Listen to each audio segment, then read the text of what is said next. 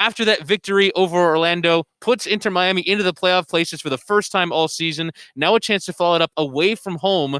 What are the difficulties heading into this game against FC Dallas? Well, if you look at FC Dallas, they're going the opposite direction in terms of results. In the last 7, only 1-1. But one thing that is just a consistent for Luchi Gonzalez's team is their pretty darn good defense, by the way. Yeah. Maurer has been unbelievable. Hedges is coming back as well, which gives them even a little bit more strength with Ziegler, Reynolds, and Hollingshead, the veteran, experienced guy there. They can't find any goals. Yara, who scored 5 goals early on, is on a drought as well during these 7 games. They lost 3-0, tight. Very good, not a very good, but an RSL team that's fighting for that playoff position, just like we are in the West. So it's a big game for both teams. And I think if we can just continue, because that last game felt more than just a win, a comeback win against a rival without Higuain. And if you add Higuain, I think, to that starting 11, if one thing was still missing in this almost complete game against Orlando, was a number 9, because everything else, all the pieces were there, and outshooting the opponent 20-8, the best performance of the year. A dramatic win late. That should. I've been a player. I've been a coach. There's no better feeling than to go on the road, and as I said again, tackle an opponent that is really struggling right now. So for Dallas, it's just how can we get Yara in positions to score goals, and do they have the players around them? Barrios has been poor, only 2 assists on the year. They've got injuries to 3 very important players, by the way. So I think. It's going to be a tall order for Dallas. In saying that, we've never played Dallas. And in my opinion, we do better, Chris, against better footballing teams, so to speak. We struggle with teams that are dogmatically just in your face all the time, and Dallas is one of those teams. Let's go take a look at the highlights from the previous match against Orlando City. And in the 12th minute of play, Orlando opening the scoring through Daryl Dike, getting the better of the defender. But that was really the only major chance here from a set-piece ball pinging around the penalty area. Blaise Matuidi's strike coming flying off of the boot of Robin Janssen into the top corner to give Inter Miami that equalizer just before the break. That was a huge one, Thomas. Yeah, it was a huge one. And again, you see Pizarro, who had probably his best game in an Inter Miami jersey as well, involved.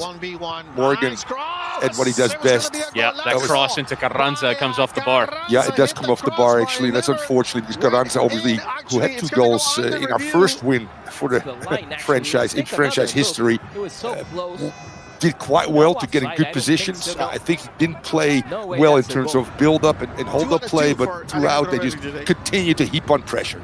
And it would finally tell in the penultimate minute of the 90, Leandro Gonzalez Pires heading from a corner from Lewis Morgan. And it's another assist for him, and for LGP, an incredibly massive moment to get that winning goal. They would hang on in second half stoppage time, but just a simple cross, header, win. Yes, at the end of the day, it is. But it took 100 and something crosses, corners, so to speak, to get that win right there. And that was a huge win. Not just the 3 points, I said again, the way it was done. Come back against one of the better teams in the league, tying the series, after 4 games with a very good team as well, Chris. And this can only carry over. It's now, 5 games?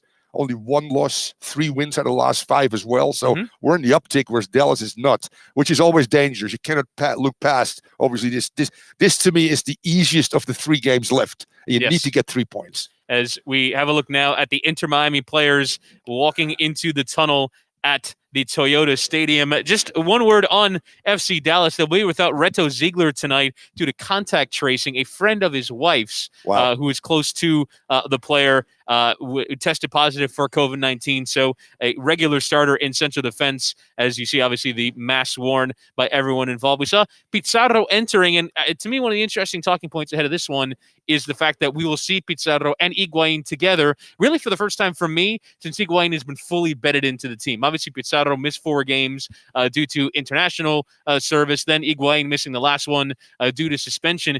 I'll be curious to see if that combination can flourish. And me too, Chris. And as I said again, Pizarro is such an unpredictable player, whereas Higuain actually is not. And what I mean by that is they're both great in a lot of areas, obviously.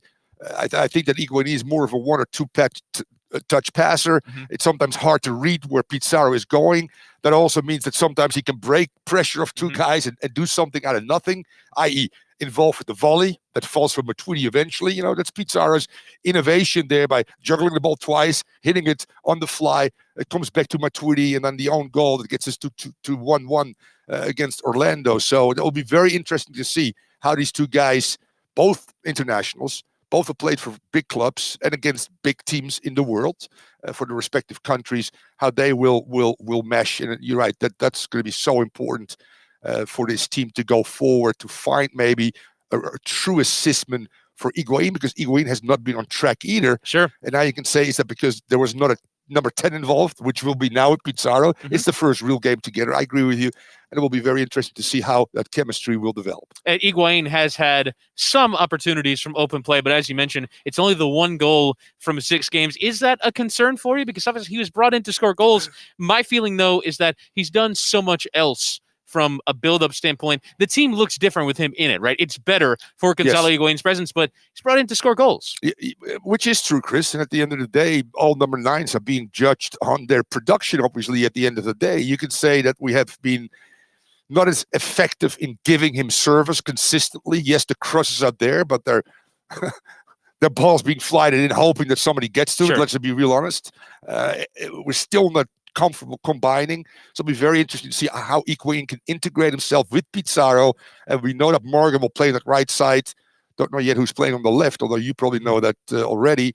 It'll be very interesting to see if we can be a more balanced attack, Chris. You see all these stats at the end of the games, you know, 35% of the left, 40 at Barcelona, it's 60% of the left and rarely on the right. Can we be more balanced in all 3 areas? And I mean about vertical attack, so wing play, but also central combination play. And that's where Pizarro comes in. That's where Morgan will continue to do well. That left side has been, you know, Pellegrini, Breccia, Agudelo, you know, some other characters as well. So that's, to me, the one position right now that needs to be filled in, because the rest, I feel, has done a great job, including, you know, staying with somebody, a first-year rookie as a right fullback, who's actually, at the end of the day, gets the job done, so to speak, and it gives Ben Sweat really the license to go forward. You know, I think they're still trying to find what's the best relationship on the left side for Ben Sweat to be productive in the final third, where he's very good. And tonight it will be Matti Pellegrini who will play down that left-hand side for Inter Miami. We'll get to the full lineups in a moment, but first we want to show you a dispatch that we had from the Toyota Stadium in Dallas, where from Frisco, Texas, just kind of a suburb of Dallas, where this game will be played today.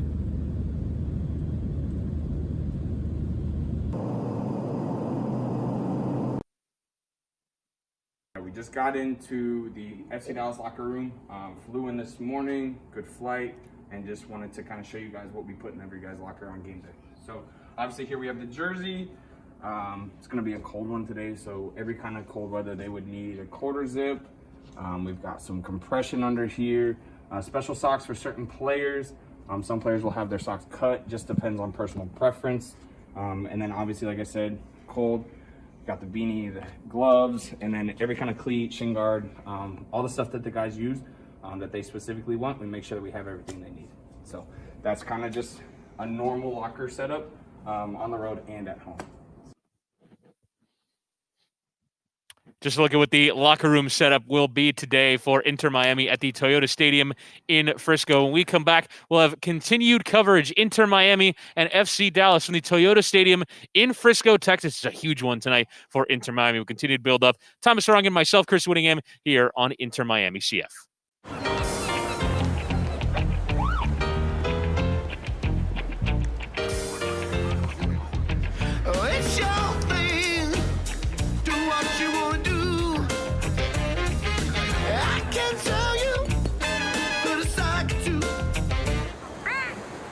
I'm sure he does, but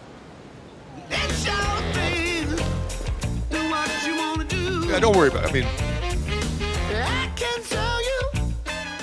good Greek. Yeah. I can hear Chris and myself talking. I just couldn't hear the equipment manager playing or whatever. Hey, I heard you're looking for a mover.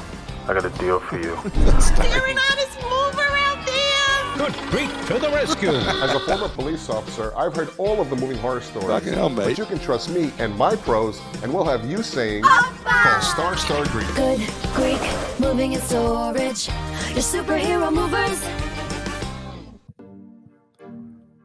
So it's pretty much the same team, with the exception of Higuain on Baptist top. Health, Pellegrini as on the well left. as Major League Soccer itself, have been very, very helpful. Oh, okay. The MLS has come up with certain guidelines in terms of testing our players.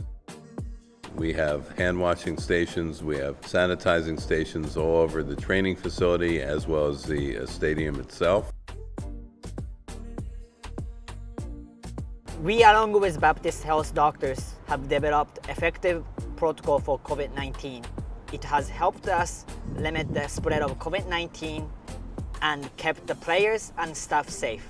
The COVID-19 protocol for Inter Miami, we test every other day for players and staff. We also screen players and staff when arriving to the training facility.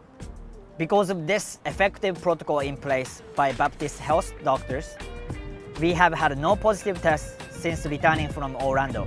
Baptist Health wants everyone to stay healthy. Adhering to the guidelines that are recommended, those are the things that really are important.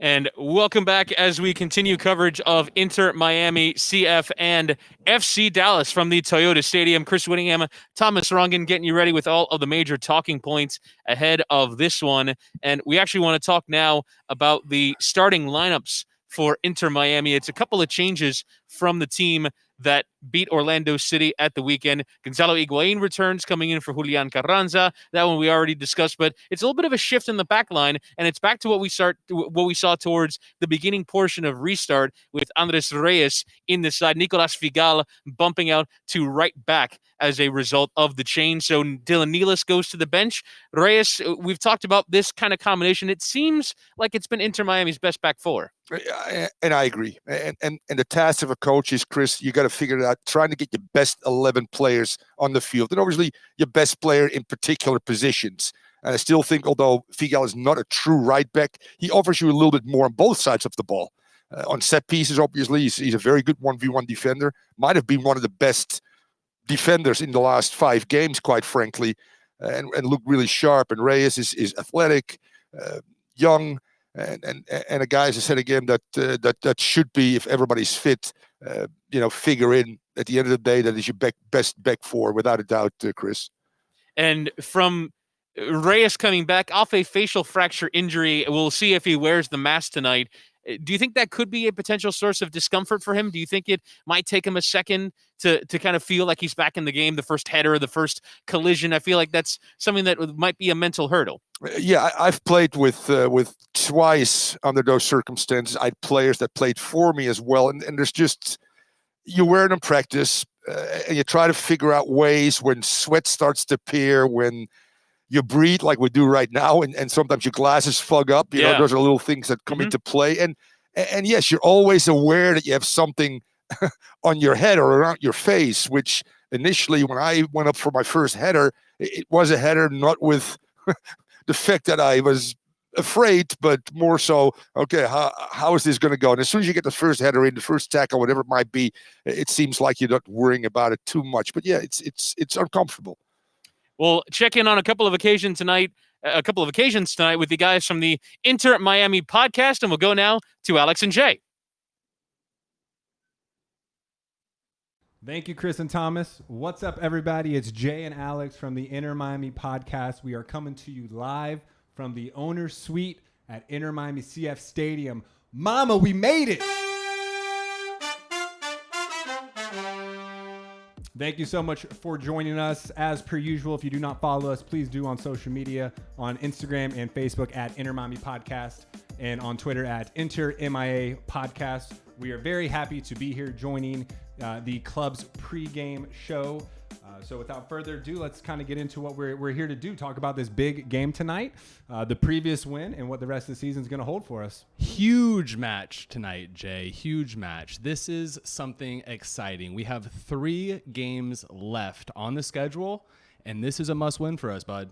3 no gimmies in this one. No gimmies. This is a rough team, but a little bit of a rocky team. So I think if we come out on top, it's going to be hitting them fast. It's going to be moving very quickly with the ball with a sense of fluidity up the field. And I can't wait to see this game go on. I cannot wait. We'll be watching it together once we conclude this. But let's go ahead and talk about this huge win we just had over our rival, Copa del Sol, round 4, the revenge game to the revenge game to the revenge game of the first game. Couldn't have felt any sweeter being in our home stadium with our home fans blowing the socks off. It was wild to see the energy and the intensity of the match, and holy smokes, to come back and be 2-2 with our rival, which a lot of people consider Orlando City very, very strong, and especially as they inch their way closer to playoffs. But for us to go out and get that win brings us to 3 wins, 1 loss, and 1 tie in our final 5 games, Jay. And that was not easy for us. We had to fight back to get into that playoff position. Okay, that took a lot of effort. We are currently sitting at the number 10 spot with 21 points.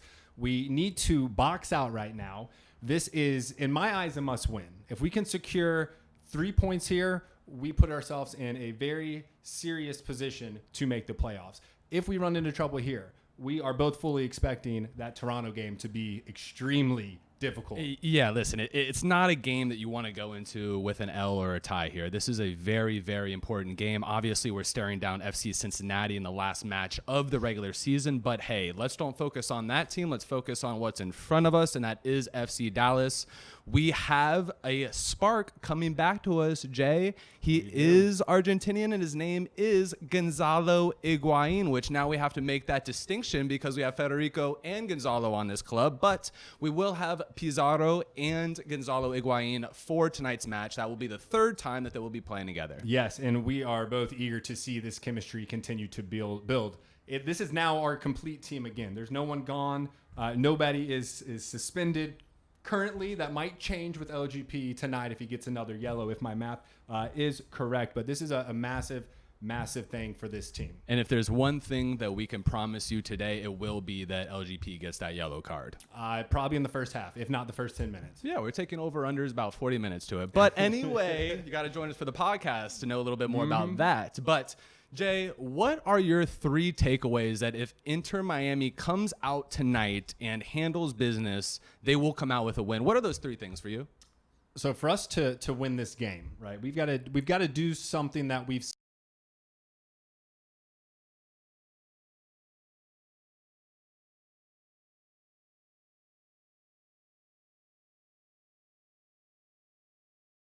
Thank you, Chris and Thomas. What's up, everybody? It's Jay and Alex from the Inter Miami podcast. We are coming to you live from the owner's suite at Inter Miami CF Stadium. Mama, we made it! Thank you so much for joining us. As per usual, if you do not follow us, please do on social media, on Instagram and Facebook at Inter Miami Podcast, and on Twitter at Inter MIA Podcast. We are very happy to be here joining the club's pregame show.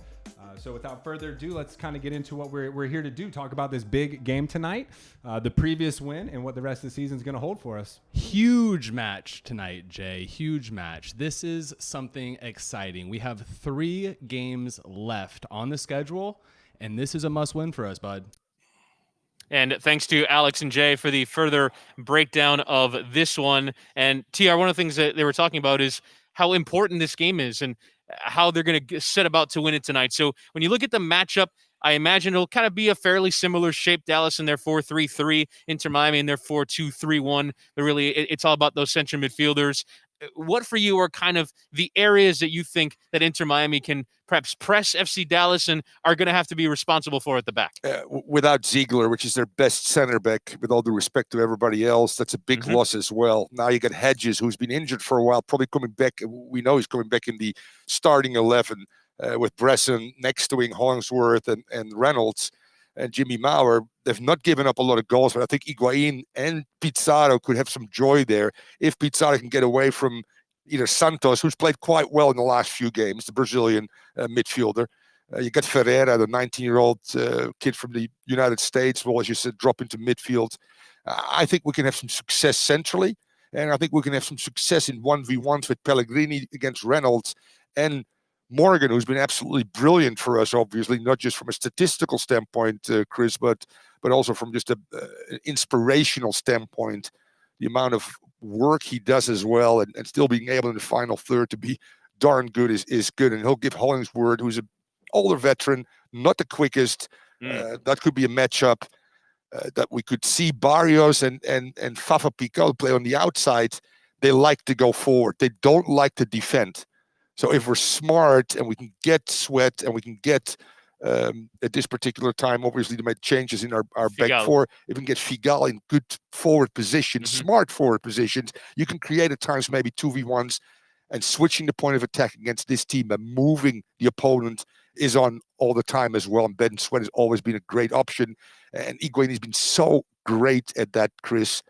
When we play out of a low block, we need to build somewhere. You can find your number 9, and now he can go either left. He prefers to go to the right side, which could be Figal or Morgan, to switch the point of attack, to move with our team. And now maybe we can come underneath with Pizarro and create some really difficult situations in zone 14, which is just outside of the 18-yard box. And as it relates to Inter Miami, I'm interested them going away from home, because the last couple of times they've gone on the road, we've seen a little bit of a different disposition than we see from Inter Miami at home. I would say in the last 3 matches at home, against Orlando at the weekend, against Houston Dynamo on that Saturday afternoon, and against Atlanta United, pressing, attacking, getting after their opponent, making them uncomfortable, causing turnovers. And away from home, it's just a little bit different.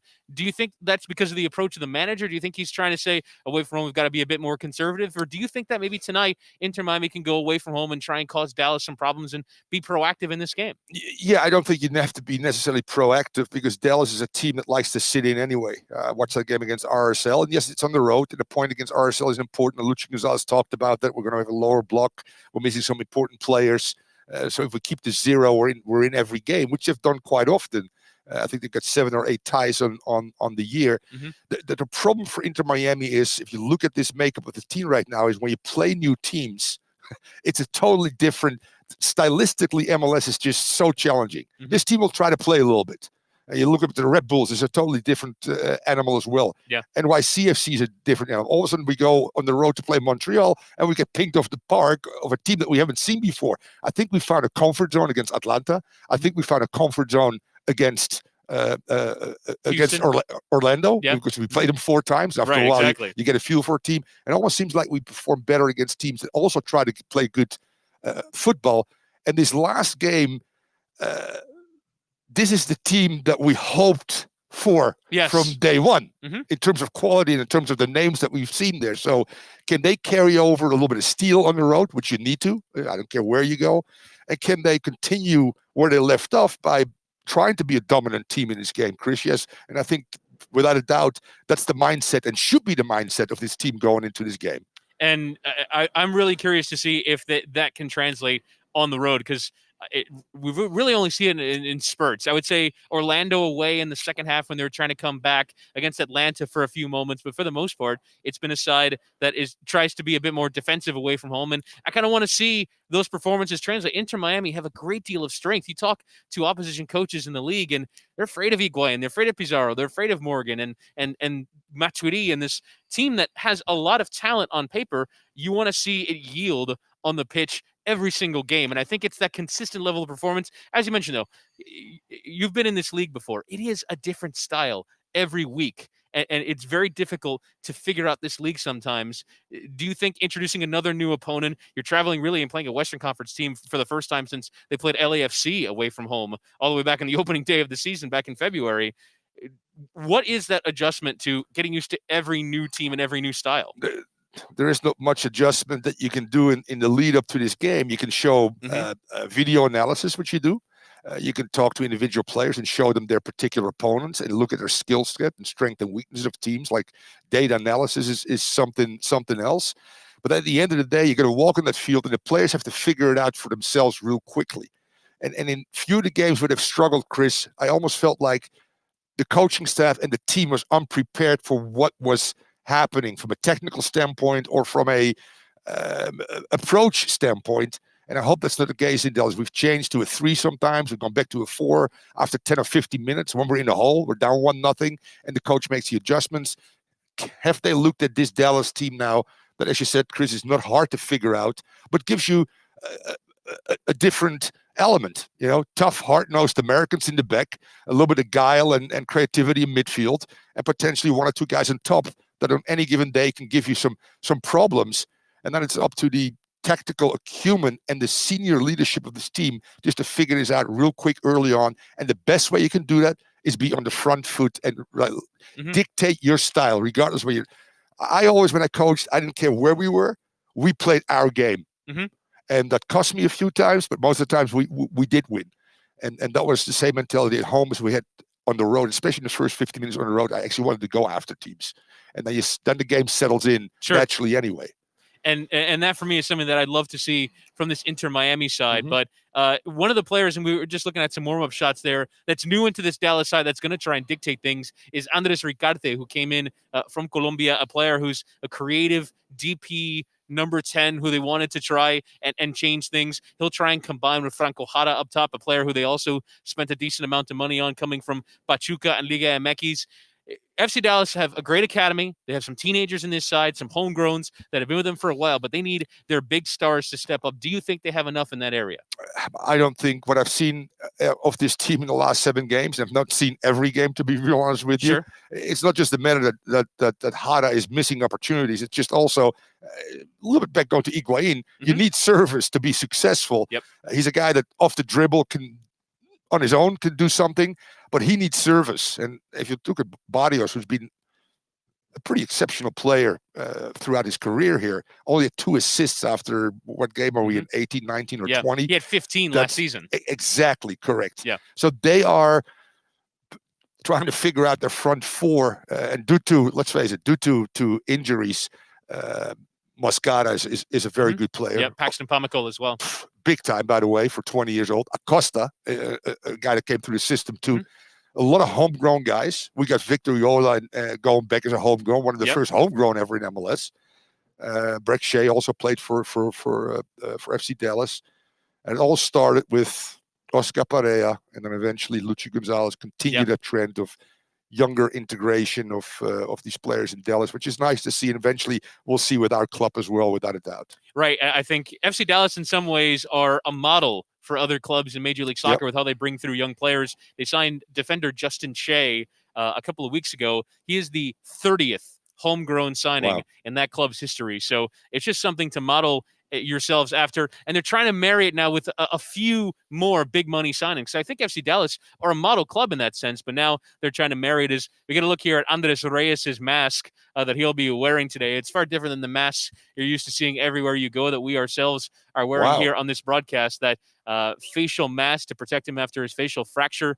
He'll be in front of John McCarthy today, and that's something it looked like a Halloween mask. It almost like no. I mean, I used to wear those, but it was white. This looks like a darker kind of can't see the eyes, Darth Vader kind of look. It's a good look. I would want to play against him. Right, he looks intimidating, doesn't he? It does, doesn't he? But one player we have yet to discuss is John McCarthy, who comes up with that incredible save. John McCarthy, a few minutes before that LGP winner. I mean, it could go 2-1 down at that point. It was actually funny because he was sitting in this room where we are right now, the press conference room, and he cursed a couple of times saying, I nearly effed that up. And thankfully, I was there to cover my own S. And he was really interesting in terms of how that whole thing happened. It was completely chaotic. But if not for that save, we don't have the moment that leads to Inter Miami winning the game. And that was his only save of the game. That's his only contribution, and he comes up massively. He's been a key contributor since Luis Robles went out. You don't really feel a massive drop-off in goal. No, you certainly don't. And let's be real honest. He kept his team in the game. He won the 3 points. Let's put it that way. He didn't score the eventual winner, but that was a game changer from an emotional standpoint. I love his frankness, by the way, after the game, because that's really what he felt, probably. And we were up there going, what the F as well? We were all pumped by this, and the team responded with such energy and aggression in the box on the set piece that just kept coming and coming against Orlando. It was a brilliant performance, and I'm telling you, we love Robles. and we wish him well, obviously. But what a great backup. Yeah. / a guy that is really not only on this game was huge, probably the biggest save of the year, but he's made 2 or 3 other ones that has kept his teammates tight or allowed him at least maybe to win a game. And that's what great goalkeepers do. A great goalkeeper that starts, let's say 32, that can win you alone between 8 to 11 points, Chris. I figured it out a little bit over my career looking at goalkeepers. And that means coming up with big time saves like McCarthy did. It's interesting watching Inter Miami warm up ahead of this one. Have a look here at Lewis Morgan. He wouldn't be too concerned with the weather in the area, but you're seeing a few players wearing beanies, long sleeves. 43 degrees tonight at kickoff in Frisco, Texas. I actually think this is Inter Miami's first cold weather game. Yeah. Because when they played at Red Bull Arena, like it's Montreal, didn't look too bad from a weather standpoint. They're playing in Hartford at the weekend, so I imagine they'll get used to it. But is that different at all? Do you think playing in cold weather? You talk all the time how you enjoy playing in the rain. How about the cold? If it's around 42, it's actually the best. Really? Yeah, because there's such a thing as in this climate here, and I played here many games. And by the way, I used to lose between 7 and 10 pounds of fluids during a 90-minute game. Really? So we had to weigh us before the game and after the game. And at one point in time, it almost feels like you can't get any oxygen anymore because of the humidity. Yeah. In that kind of environment, it feels like your lungs are always being able to get good oxygen in. Yeah. So I expect actually that both teams will respond well to that.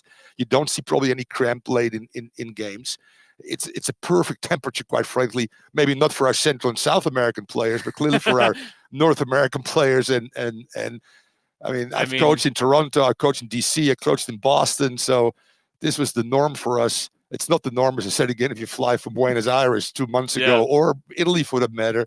And it's also interesting to see that in the warm-up, Morgan, Right. I mean, for him, I was just going to say, Correct. For Lewis Morgan, 43 degrees Fahrenheit is a summer's night in Scotland. Correct. I mean, it is absolutely nothing to him. You see a the few Americans of the and him are like short sleeves, and the other guys gloves. Some of them are wearing hats right now. Yeah. But as soon as the game starts, you break that first sweat. It actually is a great feeling in terms of the oxygen. It's not true, but it almost feels like you can breathe so much easier than you can be down here. So it'll be interesting to see if Higuain can do 10,000 sprints. I doubt it. He'll get after it tonight. He's certainly been fully committed to the cause. He's had 10 days now to rest a little bit. That's actually one thing that obviously any MLS club hasn't had the joy of, and I know obviously you wanted him out there for that Orlando game. You won anyway, which is really important to win without your star DP, but having that opportunity, getting acclimated to the league, fully committed, full pelt, but then getting 10 days off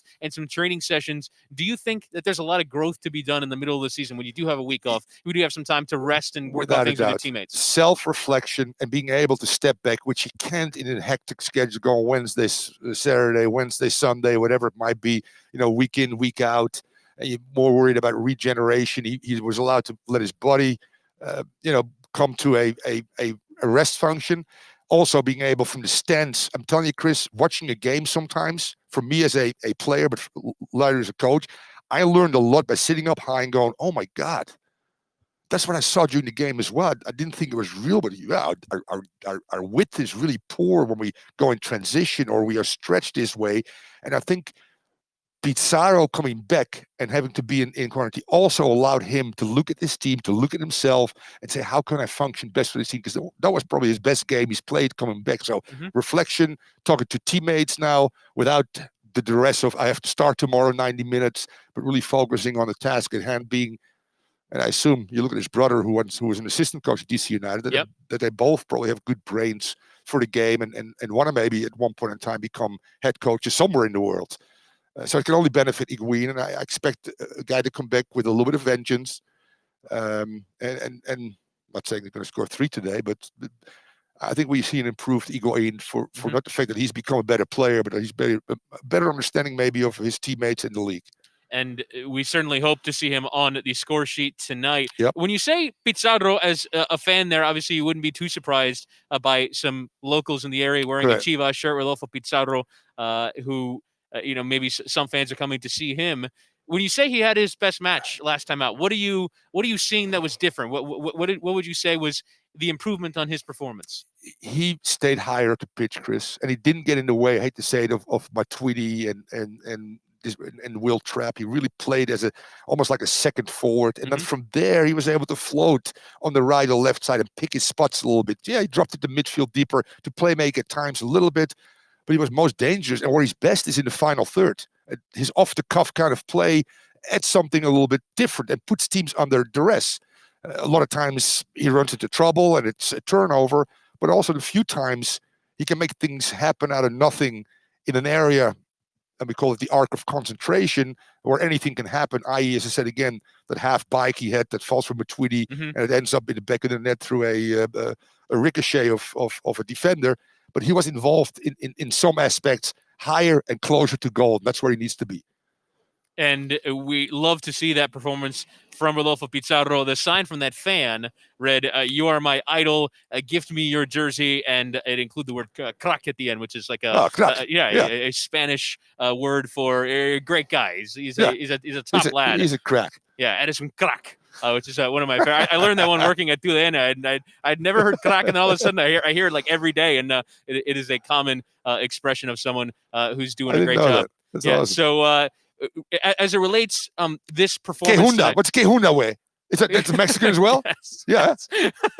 Yeah. So you have some interesting matchups tonight when you look at Inter Miami against FC Dallas. You mentioned that defense earlier, second best in the Western Conference, having only given away 20 goals in 18 games, which is a solid return. Only Seattle Sounders are better in the Western Conference. What for you is the key to unlocking them? They're without Reto Ziegler tonight, as we mentioned earlier, due to COVID-19. Matt Hedges will start for him alongside the Brazilian Bressan, but as it relates to this team, it seems like Thiago Santos, the Brazilian midfielder, kind of gives them a base and some solidity in that central area, and that defense is just really solid. What for you is the key to unlocking it? Listen, you got some age in this back line, in particular two Americans who've been solid MLS players that got some time with the national team, in particular Hedges at one point in time as well. The third game in a short amount of time. They played on Wednesday at RSL, which is high altitude, which takes a lot more out of your body. People talk about high altitude, and it hits you during the game a little bit, but more so 24 or 48 hours later.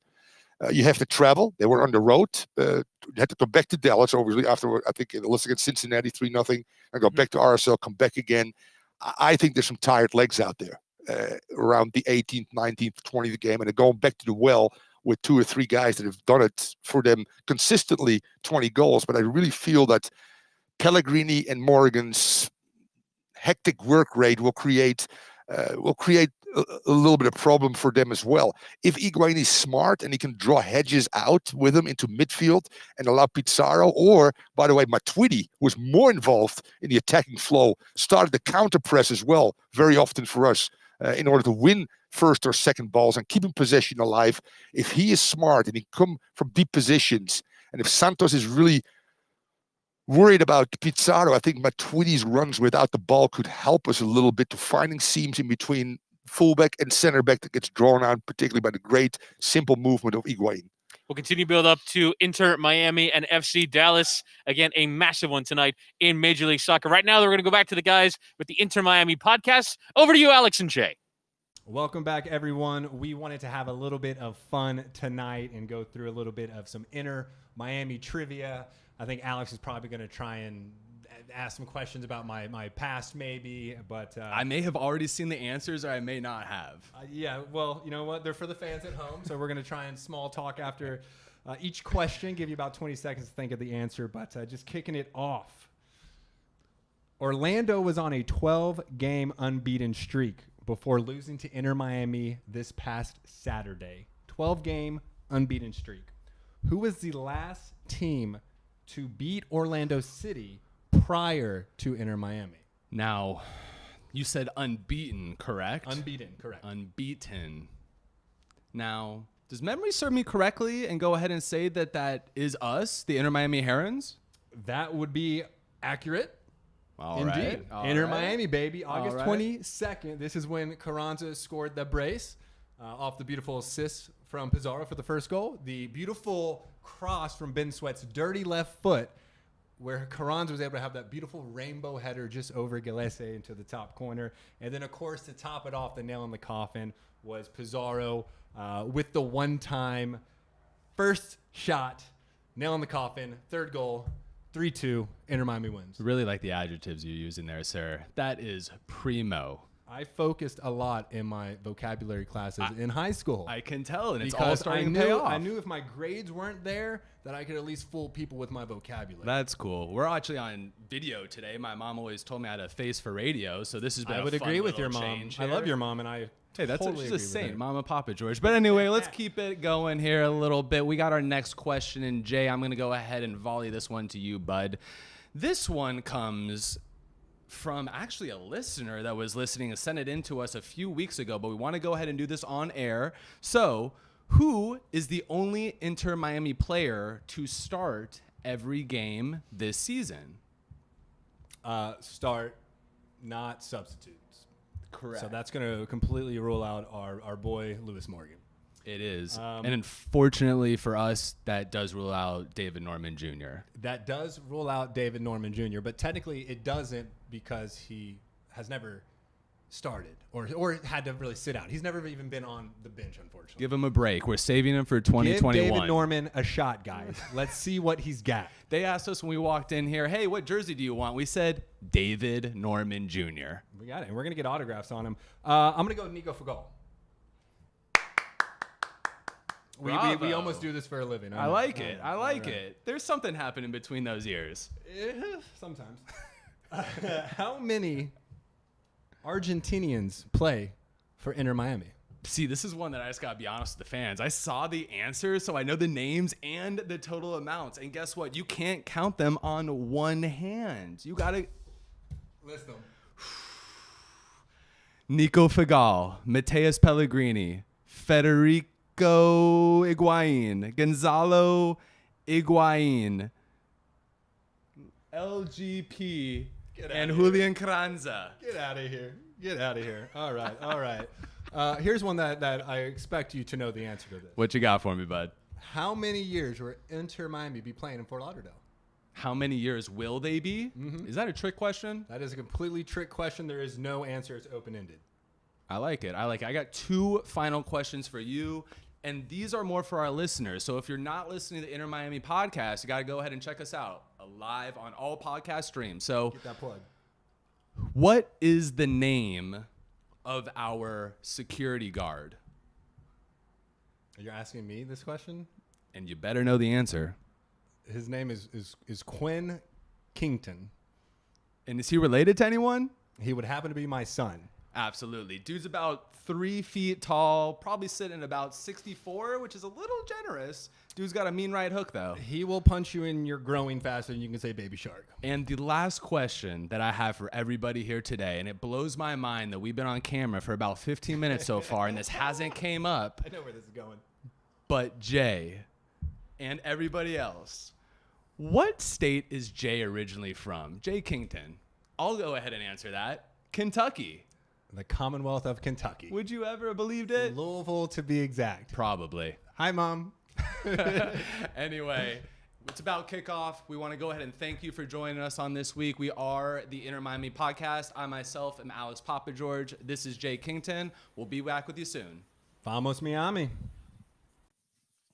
And thanks to the guys at the Inter Miami podcast. Chris Winningham, Thomas Rongen, finishing up Buildup. We're going to head up to the radio booth in just a few minutes so we can call this game here. If you're inside the local area in South Florida, you will see the game courtesy of the television broadcast with the commentary coming from Andres Cordero, Ray Hudson, and Kalen Kyle. If you're outside of the South Florida area, you'll catch our radio broadcast. Myself, Chris Winningham, Thomas Rongen, and Fernando Fiore will be along to bring you the live descriptions of this one. And Thomas, before we go, just want to run through the lineups quickly one more time for both of these sides. Starting first with Inter Miami. It's two changes from the team that beat Orlando City at the weekend. Gonzalo Higuain returning in for Julian Carranza, and Andres Reyes coming into the side in that back four. Higuain was obvious, but what can he bring on his return back to the side with Pizarro next to him, Pellegrini and Morgan as the wingers? It seems like this is Inter Miami's first choice team. It certainly is on paper, without a doubt. And Higuain, if there were two positions that were somewhat marginal in the last game, it was the number 9 and the number 2 position. So the right back and Julian Garanza still hasn't found his footing after that brace against Orlando. He hasn't been really been able to break teams down or understand how to move in reference to his teammates. Higuain is so much smarter, so much more experienced. So A, he'll hold up play better. B, he'll bring other people more into the game. And C, let's be real honest, if he does get the service, he's a lethal finisher, although he hasn't shown that yet. But I think that will come shortly. And with Figal and Reyes, Ben Sweat, and obviously Gonzalez Pires, that's your best back four, what we have seen over 20 games. So I understand those changes. And this on paper is your best 11 that we haven't seen together yet. So the Pizarro-Higuain relationship, how quickly can they establish that as well? And for FC Dallas, it is also a pair of changes from the team that drew 0-0 with Real Salt Lake at the weekend. Coming into the side is Matt Hedges. He's been coming back from injury, missed a couple of matches, came on as a sub in the RSL match. He'll come in for Reto Ziegler, who is missing this game due to contact tracing for COVID-19. Of course, FC Dallas did miss the whole of the MLS's VAC tournament due to a surge in COVID-19 cases. So hopefully everything is okay there, given some of the issues we've seen around the league. And then the other change is Fafa Picot coming in for Tanner Testament, a young central midfielder. So Picot will move out to the left-hand side, and Jesus Ferreira move into the middle. Up top, Franco Jara, you have Andres Ricarte in behind him. A fairly formidable side that Dallas throws out tonight. It is a very formidable side, but I feel the way Dallas, or the way Jara goes, that's the way Dallas has gone as well. When he scores goals, they are on the winning side. If he doesn't, which he hasn't in the last 7, they've not won a game, one game in the last 7. This is a wounded animal, and you got to punish a wounded animal, and I feel that Miami's prepared to do that. Fafa Picot, local guy we know well, has some pace, and on any given day can make it hard on any defender. So that's a matchup that Figal really needs to make sure that he doesn't get an early yellow card, because the pace of Figal could stretch him a little bit. And one thing that you haven't mentioned in terms of local ties, the manager of FC Dallas, Luchi Gonzalez, was born in Hialeah. And he is a South Florida born and bred guy. So he will have the chance to manage against what now I guess becomes his local club.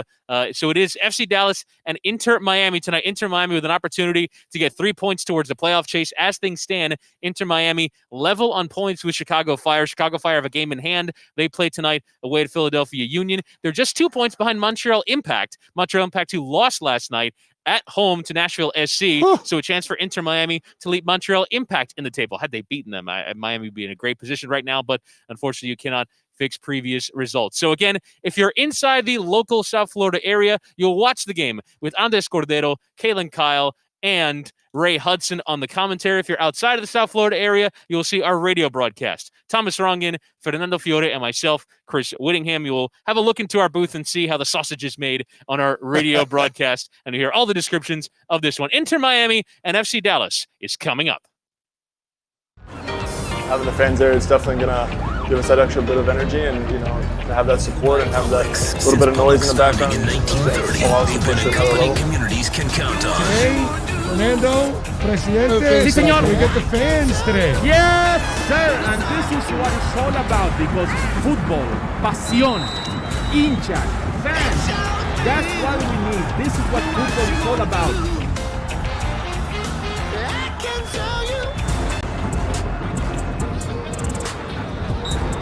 We're going to need every bit of that noise here tonight. Yeah. Inter Miami are 2 points out of the final playoff spot in the East with 4 games left. So every point, every victory, hopefully 3 points tonight are important. Good news, though, with Higuain out, Pizarro is back. We are ready to get underway. He's going to carry on here. Pizarro evades the tackle there of Higuain, and he's won it back again for Inter Miami. The supporters very much appreciative of the effort. Yet more good attacking play here from Inter Miami. The last 5 minutes of the match have been electric for Miami. They need to capitalize it with a goal, though. Miami continue to pack on the pressure. We approach the half-hour mark. It's our Inter Miami 0, Orlando City 1. Pellegrini, his first-time strike versus a save from Gales Ranza. Flicking to the feet of Sweat. His right-footed strike is well saved.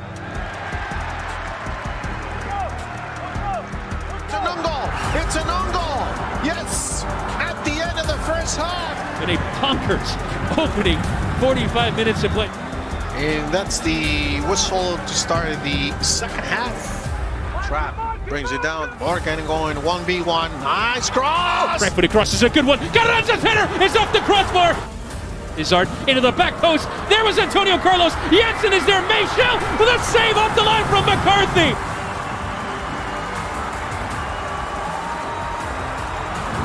A corner.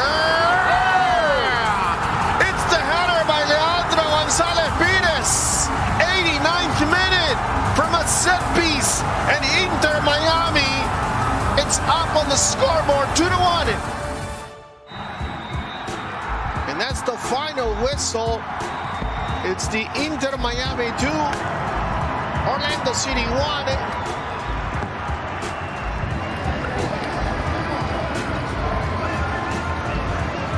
Sin duda que los fanáticos fueron el jugador número 12 hoy, lo sentimos, jugamos de local, nos sentimos jugando de local con nuestra gente, lo sentimos realmente increíble, apoyando en todo momento al equipo. Le pudimos brindar esta victoria, se la dedicamos a ellos, así que estamos muy felices de haber jugado ante ellos y haber podido ganar. Mucho huevo, yendo para adelante. Si corregimos lo anterior, son imparables, muchachos, porque tienen un corazón gigante. Tienen un corazón gigante, muchachos. Tienen un corazón gigante. No lo paremos, el miércoles volvemos a ganar. Muy feliz por haber podido marcar. Es algo muy lindo para un jugador poder hacer un gol. Encima en el estadio que hubo gente, la verdad que alentó y nos apoyó todo el partido. Un partido especial también porque es Orlando, el clásico de la Florida, así que también en la última etapa del partido, en los últimos minutos, entonces la verdad que fue un clásico especial, la verdad que muy lindo para mí en lo personal, pero lo que más me pone contento es por el grupo, porque peleamos los 90 minutos, lo buscamos todo el tiempo, me parece que en líneas generales merecimos más.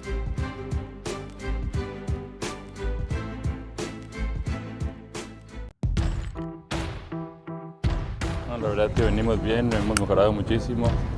Ahorita estamos en zona de calificación y queremos seguir así, queremos seguir ganando y esperemos ganar este partido para seguir en los playoffs.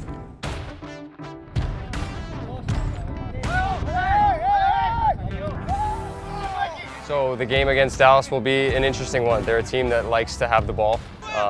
They are decently good at pressing the ball as well when they don't have it. So for us, it's understanding what moments to play and what moments not to play, but also how we can hurt them, which could be counterattack set pieces like we saw against Orlando.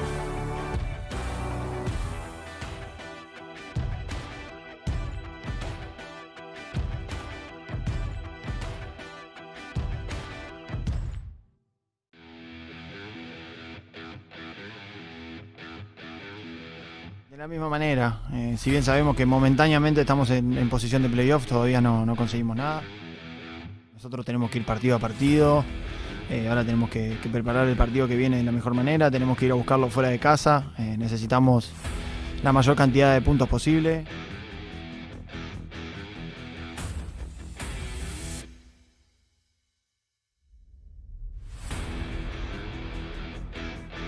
Our destiny is in our hands, and I think for us it's something where we know and believe that we can win each game, but we just have to go out and execute. Jugar y pelear, muchachos. Los 90 minutos jugar y pelear. The mentality of this group is just about taking it one game at a time. First and foremost, Dallas is the priority, and we have to go there and win the game.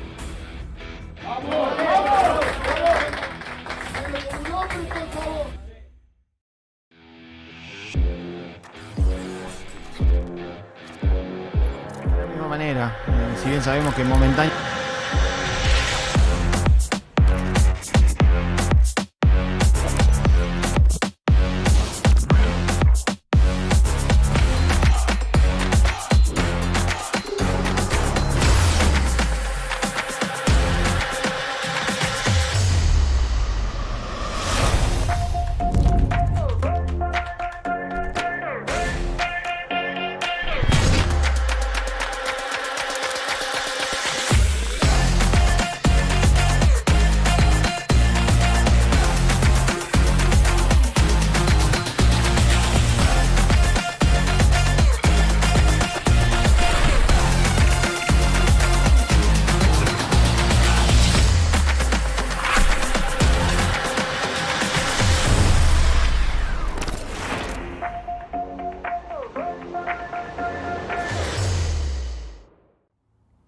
creo que estamos igual.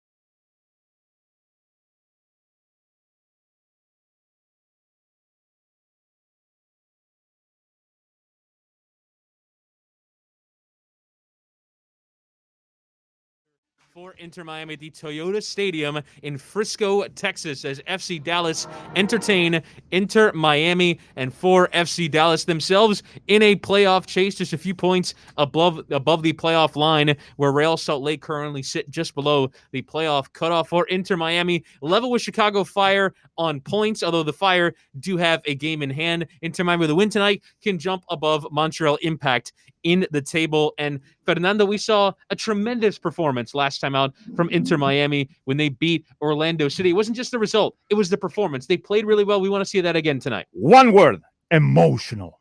That was absolutely craziness. The very last minute of the match, finally, we took advantage of one of our corners. Leandro Gonzalez Pires went up and sent the ball to the back of the net. What a moment. It was absolutely fantastic. We need to keep going on with that passion, with that emotion. Something that I said last time around, it was that probably Figal will go back to play right back and Reyes will go back in. And finally, it happens. And so we are going now to remember those days when we have that fabulous four in the back that we knew how they were playing, Sweat, Pires, Figal, Reyes and Figal. Well, we're going back to that one. Now with the difference that is McCarthy is on goal, which is delivering a fantastic performance so far. And also Will Trapp and Blaise Matuidi in front of them. Let's bring you our starting lineups ahead of this one, as Inter Miami make a pair of changes. As you mentioned, Fernando, Andres Reyes is one of them, returning from his facial fracture injury. El Zorro. He comes in, he's got a tremendous match. Thomas, you were saying in our Inter Miami app build-up that you wouldn't want to come against Andres Reyes tonight in that central defense. He'll partner with Leandro Gonzalez Pires. Reyes play the right of those central defensive positions. Nicolas Figal playing right back, shifting out from his central defensive position. Ben Sweat at left back. John McCarthy continues in goal. In central midfield, Will Trapp and Blaise Matuidi partner. Behind Rodolfo Pizarro, kind of play a number 10/second striker kind of role. Lewis Morgan down the right. He started each and every match for Inter Miami, 5 goals and 7 assists for the Scot. Matias Pellegrini down the left continues his run in the team. And Gonzalo Higuain returns from red card suspension that he sustained in the match against Montreal. Missed the Orlando match and now back in the starting lineup. For FC Dallas, they'll continue with Jimmy Maurer in goal. He's had to deputize with Jesse Gonzalez having his contract terminated due to a domestic abuse incident. In the back four for FC Dallas, there's one change with Matt Hedges coming in for Reto Ziegler. A key component of their defensive line is out tonight due to contact tracing for coronavirus. Brian Reynolds will play down the right. Bressan, the Brazilian, will play left center back, and left back is Ryan Hollingshead. In central midfield, Thiago Santos is the base of a 3-man in midfield. In front of him are Jesus Ferreira and Andres Ricarte. It's a pair of fairly attacking midfielders for FC Dallas tonight. Michael Barrios will play down that right-hand side. Fafa Picot down the left into the side tonight. And Franco Jara leads the Argentinian who arrived ahead of the season on a DP deal from Pachuca and Liga MX. He's got 5 goals in 16 appearances, although none in his last 7. As we're about ready to go here from the Toyota Stadium, one of the few stadiums that's been allowing fans this whole time, and we'll have a minimal crowd tonight as well, socially distanced at the Toyota Stadium.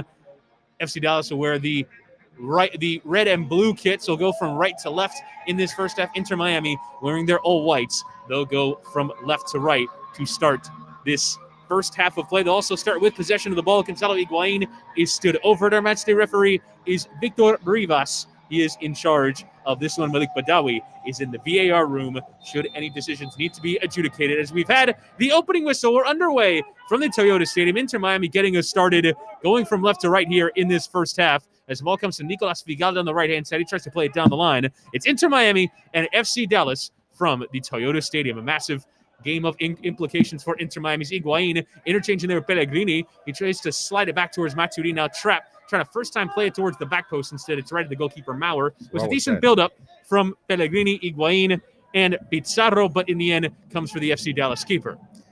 Only 45 degrees there, man. A lot of our players are wearing gloves because it's 82 here in Fort Lauderdale and 45. Yeah, you hear me right. 45. Mucho frío in Frisco. Nicely won back by Matuidi in the middle, but Pellegrini slid ball out towards Morgan, a bit wayward. Pellegrini taking a bit of a central position right now with Morgan hugging that right-hand side. It comes to Fafa Pico, easy for me to say, down that left-hand side. Tries to exchange there with Ferreira, whose ball is well wayward and out of play for a throw-in down the near side to Inter Miami. He used to play here in Fort Lauderdale. Remember Yes, Fafa indeed. Pico? Very speedy guy. A good friend of mine. And their wide players in Barrios and Figal could cause some problems for Ben Sweat and Figal as well. As you said, El Presidente, we all know Fafa well, started out here, went to Europe, had some success. Poland, right? Philadelphia, now with Dallas. Not a regular starter, but on any given day with his speed, oh my God, he can cause some problems. So Figal and Sweat really need to be sure. And it's nice to see here. So Pizarro pressing high. We want him to play close to Higuain as well and be involved on both sides of the ball. So that's positive. And the Scottish guy with short sleeves, by the way. I know, short sleeves, no gloves, no nothing. Well, I mean, he's coming from Scotland, man. It's a summer's night in Scotland. Yeah, it's a summer breeze. It's a summer breeze in Scotland. And the throw-in comes down the far side for FC Dallas into Brian Reynolds, a player who's been asked to play a significant role with Reggie Cannon away to Portugal. Transfer one of the products that's come through the FC Dallas Academy. They got to move to Europe, playing with Boa Vista, a club linked with Lille in France. So certainly some young talents coming through there, as it's played in the middle by Thiago Santos, who drops in the middle of that back four to help distribute. And it's on there from Pico. Now lofted in behind by Hollingshead. Reyes there to deal with it. Morgan going to try and flick it on for Pizarro. Appeals for handball, not given. Pizarro trying to pick up that second ball and try and slide in Morgan in behind, but it just bounced awkwardly, and the touch was poor from Pizarro and won back by FC Dallas. We're in the third minute of play. Remains FC Dallas 0, Inter Miami 0. Again, Miami, for the moment, just above the playoff line. We'll keep our eye on results from elsewhere in case anything going on tonight in terms of the playoff chase. There actually is a couple of games. down already? 1-1 Chicago. Atlanta losing by a goal to to Orlando City as things stand. Daryl Dike goal in that one. Chicago getting a goal just before halftime through Robert Barrett. Is now 1-1 at the Subaru Park. So Kacper Shabilko, Robert Barrett's the goals in that one, is FC Dallas marshalling the ball all the way back to their goalkeeper, Jimmy Maurer, who comes out and claims. And one of the ways today for Inter Miami to break down one of the best defenses, by the way, in the West, only giving up 20 goals, scored 22. So that's a +2, but a team that can generate, lost 1-1 out of the last 7, and a team that's reeling right now, lost probably the best center backs. This is a great opportunity for Inter Miami to test that back four early and get Pizarro involved. And they don't score, so we have to try to keep our clean sheet. FC Dallas with a nice run in behind Hollingshead with Figal, or rather Reyes losing his footing, slid in towards Hada. His ball across is nearly saved off the line there by Sweat, but turned in. The offside flag up on the far side. I'll have a look now at VAR, but a nice ball in behind towards Hollingshead allowed him to run at the defense. Reyes slipping on the pitch and nearly led to FC Dallas's opening goal. The offside flag gone up, and we'll see now on video review what the outcome is. No, it's offside. And obviously Hollingsworth, the left fullback, there's the offsides, which is very obvious. And Hollingsworth actually acknowledged that, should probably go into goal, but the inability again. We got to make sure that Will Trapp needs to step to the ball. One of the two center backs needs to go there as well. We've given up some goals of fullbacks that penetrate upfield centrally, and there's not much Hollingshead. And they didn't show the assistant referee raising the flag in the replay. So we don't know if he ever raised the flag, and it was way offside. Yeah, it was a mile offside. It was Hada who was in behind. And in the end, the offside decision correct, but it was turned in, at least momentarily, by Dallas, with the goal disallowed by the offside flag. There are American football lines on the pitch, and I wonder if that just played a role in Reyes slipping over in the build-up to that moment there, which nearly caused Inter Miami a problem. The pitch looks okay. Good excuse. It looks okay, but, I mean, you do see when American football is played that, in the end, the grass does get torn up, as Matt Hedges will play out from his own 25-yard line. And the most important part, I think, for Inter Miami is trying to figure out the opponent. They haven't played this year quickly, which we haven't done very well in the past when we face a Montreal for the first time, a Red Bulls for the first time. We have to make adjustments somehow. It's a little bit of a cautious, I would say, not a high press, but pressing on the opponent's half, trying to force some mistakes. And Matuidi and Sweat trying to press to win it back for Inter Miami. Sweat now trying to win the second ball, but a good step forward from Thiago Santos, the Brazilian, who slides in behind towards Pico into the penalty area. Tried the early ball in towards Hada. It's deflected out for a corner to FC Dallas. Good run into that channel there from Fafa Pico, creating a moment of danger. And what I'm trying to say, sorry, what I'm trying to say is we have 7 players in this team that never played Dallas before. And I don't care how much video you watch, it's really totally different getting used to an individual matchup and stuff like that. It seems like with Orlando and Atlanta, we figured it out. Can we figure it out against Dallas? Corner taken short with Michael Barrios. Now slid back here to Reynolds, who will measure across in the penalty area. Comes through for Hado, takes it off the chest, nodded down towards Hado, who measures the strike. It gets well underneath it, sailing into the stand. But a good moment there on that second phase from a corner. Was a chance for Franco Hada. And McCarthy's mad with a good reason. Come on, guys. We got 1, 2, 3, 4, 5, and then we got 2 open guys from Dallas. And it was Sweat who lost the runner there. Hada. Very interesting. He played the chest. Look at Reyes, guys. Reyes did not want to go hard on that 50-50 header and bailed a little bit. That allowed number 5, who's that, Chris? You're so good. It was Thiago Santos. Santos to get that into Hada's path. Interesting to see when we can find the first header by a guy that's wearing a mask that I've worn before. Not that kind of mask, but it's tough. When you first header, you go, ooh, I'm not sure. Am I going to hurt myself, yes or no? And it's not easy to look through a mask. But I'm telling you, to see a peripheral vision is very, very tough. You were a Zorro before? I was a Zorro, yeah. But not a black Zorro. I was a white Zorro. Diego de la Vega. Sí, senor.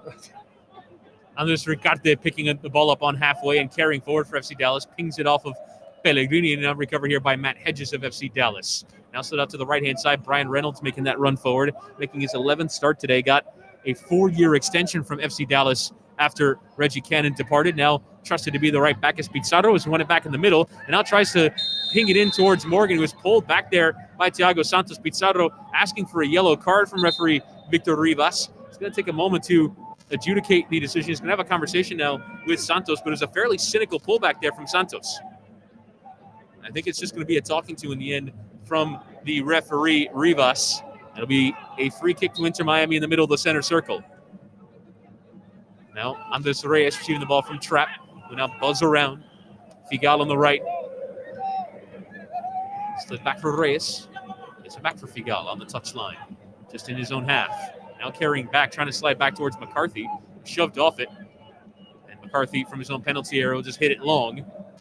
And Pellegrini going to try and go up and win the ball, but he's kindly there for Trapp. Pizarro trying to flick on there from Morgan. As it comes for Figal in towards Pizarro. Pressure coming from behind there from Ferreira. Not really too much space and time for Inter Miami as Pizarro carries forward. His nice left-footed ball towards Sweat on the left-hand side. Approaching the penalty area, Sweat gets his cross and comes all the way through. Picked up by Morgan, who will now run towards the corner flag. There's a couple of step overs there, trying to tease Hollingshead. Tries the cross, comes off of Hollingshead, and deflects into the path of Pico, who does manage to find the out pass towards Ferreira, who's through ball in towards Pico. Is well too far out in front of him, and not for a throw into Inter Miami just in the Dallas half. And although that could be Dallas' strength, their wide play, it's also a weakness. Both Ben Sweat and Figal, if they time their runs going forward well, they can be in good positions in that final third, Chris, to either combine in a 2v1 situation or to get a distribution in the box. How many minutes so far? We're in the 10th minute of play. Higuain touches the ball maybe once. Yep. To start to find their big center forward is... Sorry to let you know. Figal plays it back for Reyes. And Leandro Gonzalez Pires, who's not had too much of the ball either, and now carry it into the center circle. Good. Now Pizarro, laid off for Matuidi, who takes up a deeper position. Now carrying into the Dallas half plays Matuidi in towards Pellegrini, but immediately pressure coming from Reynolds. You see, when those passes come in, the FC Dallas players are onto him in a flash. There's just no time for Inter Miami right now on the ball. Well, because they are right there on top of our players, and they are actually covering a lot of field. And if you're Dallas, you do scouting reports, you look at the Red Bulls, you look at NYCFC, how they played against us. Again, the pressure, the doubling in midfield, almost surprising our players a little bit, the aggression that certain teams play with, and the tempo they do, more so without the ball, has caused us some problems. And mind you, this is not the Dallas team that it used to be with Oscar Pareja at the helm, with rest in peace our friend Fernando Clavijo in the front office, and Luis Musi, which is now in Orlando. Yeah, this is a completely different organization. Higuain taking the ball back and losing out in the end to Ricarte, the Colombian who they acquired mid-season. Gets the ball back from Pico, and now Ricarte will get his head up, try and play it in towards Jara, again losing his footing. Gonzalez Pires. Jara in the penalty area, his left-footed cross towards the back post is cut out there by Sweat before Barrios could arrive. Now Ricarte trying to head into the area. Reyes getting away. It seems like the pitch is causing Inter Miami some problems as Pico tries to dink it behind towards Jara. Figal always goal side. Jara going down, and the ball picked up rather easily there by McCarthy. Never a penalty against Inter Miami. And it shows you the ability of Dallas. That front four has some individual qualities. It's just a matter of the way Jara goes, the way this team goes. They've won one in the last 7. He hasn't scored. They won quite a few before that. He did score. And as you can see now with Fafa Pical coming in, that Luchi Gonzalez, another local guy, by the way, born and raised in Hialeah, is still figuring out what are his best wide players and his best number 10 to put Jara in a position to score goals. Yeah, that Jara was doing the same thing in Pachuca. I remember seeing him live, and it was a guy who can score in 1 minute and then disappear for 35. Pizarro trying to get a cross in as he runs down the byline as comes off of Brian Reynolds. It will be a corner to Inter Miami. Decent work down that left-hand side there by Rodolfo Pizarro to set up a set piece. Another goal coming from that Orlando-Atlanta match. Chris Mueller just before the break giving Orlando a 2-0 lead over Atlanta United. So go Orlando! It seems as though Miami will be chased down tonight from behind by Atlanta, as it will be a corner from the left from Lewis Morgan off his right boot. Referee Rivas just getting things sorted in the area. Be interested to see if Reyes is actually in the 18-yard box, or if they're smart enough to say, hey, you don't go, because Reyes gives you another big option. 13th minute of play remains 0-0 as Morgan pings in a long ball towards Gonzalez Pires. Has a free header. It's towards goal. Figal pinging it off of Hollingshead, and now comes out to Trapp, who now slides it out to the left-hand side. Morgan will whip another cross into the air. Reyes with a header towards goal, but easily behind it there, Jimmy Maurer, who now try and lead the break the other way. And we have the answer. Reyes goes forward with Higuain, with Reyes, with LGP, with Figal. You've got some height, man. You got some strength in there. And he trying the second ball again. Correct. That's a brave guy. Yeah. And a guy that says right now, okay, I don't have nothing to worry about. As Reynolds tries to play it on, but easily won back there by Pellegrini again in a central position. As Reyes forces Gonzalez Pires to backtrack a little bit so he can pick the ball up and now get it set up and try and get Inter Miami going forward. Nice stinging pass into Pizarro. Dallas with a fairly high pressing line right now as Matuidi gets it out towards Pizarro, who is falling away from the ball as it was pinged to him at pace. Comes off him for a throw into FC Dallas down the right-hand side. Yeah, we just don't see the emotional, which we expect them to have. I mean, from the last game, which was just a brilliant game and the most complete game, and we hoped all that this was the team that we initially on paper saw and played that way. It's a little bit more cautious right now. It's almost like let's don't concede early, which they've done on the road a few times. Nothing wrong with that. No. Let us get into the game a little bit more. There you see, obviously, Luchi Gonzalez talking about switching the point of attack a little bit quicker. That's also something for Inter Miami where they can get better, Chris. Switching the point of attack. There goes Mr. Hollingshead. And Higuain is still disconnected. As Pico picks the ball up on the left-hand side for FC Dallas. We're into the 15th minute of play. Remains 0-0 between FC Dallas and Inter Miami. It's Ricarte in the center circle, hitting that long ball nicely out towards Pico, who takes down well, now running at Pellegrini. Pellegrini just stopped there. Pico ran into him. and the referee's allowed play on as Trapp carries it forward into Pizarro, left there for Higuain, but a bit too much of it for Ricardo. Nearly one back, and it is indeed one back by FC Dallas. Higuain a bit frustrated at the moment as Hollingshead picks it up and now slides it towards Pico into the penalty area. Pico now squaring it towards Ricardo, Ferreira, trying the flick into the path of Andres Ricardo, who joined from Independiente Medellin. Ave Maria. Now Ricardo on the left-hand side, playing it back for Bressan, central defender who joined from Grêmio in Brazil.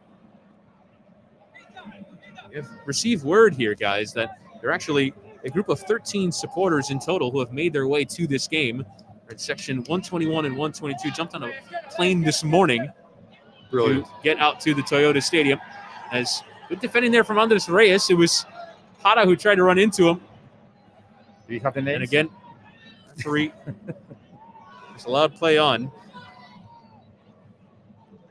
And there'll be a throw-in to come down this near side for Inter Miami. Jara a bit frustrated with the official at the moment. Yeah, so it's Fafa Pico both looking at the referee right now. Hey, what's going on? And there's a little tugging and a little bit, and there's nothing there. I agree with you. Absolutely nothing. The one against Pico before that could have been called against. But that was half and half. That was half and half because one. also Pico put a hand on our player face too. But frustration of the opponent, that's a good thing.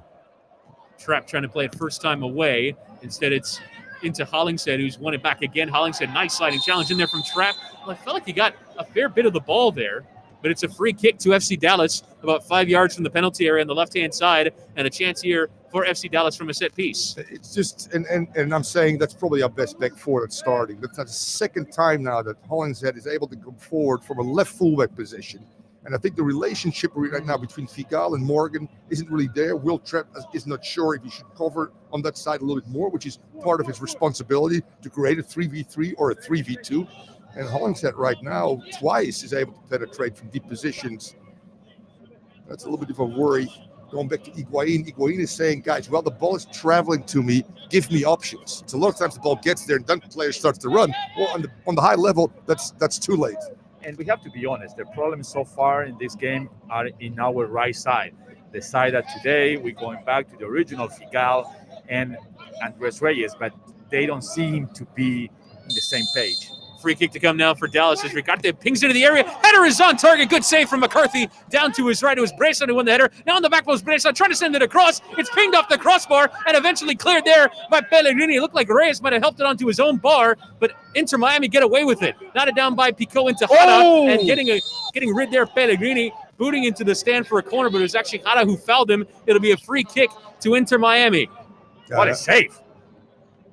Well executed free kick. Matuidi not goal side on that one in particular. Then it becomes a scramble. Hedges far post. No, sorry, it's Reyes.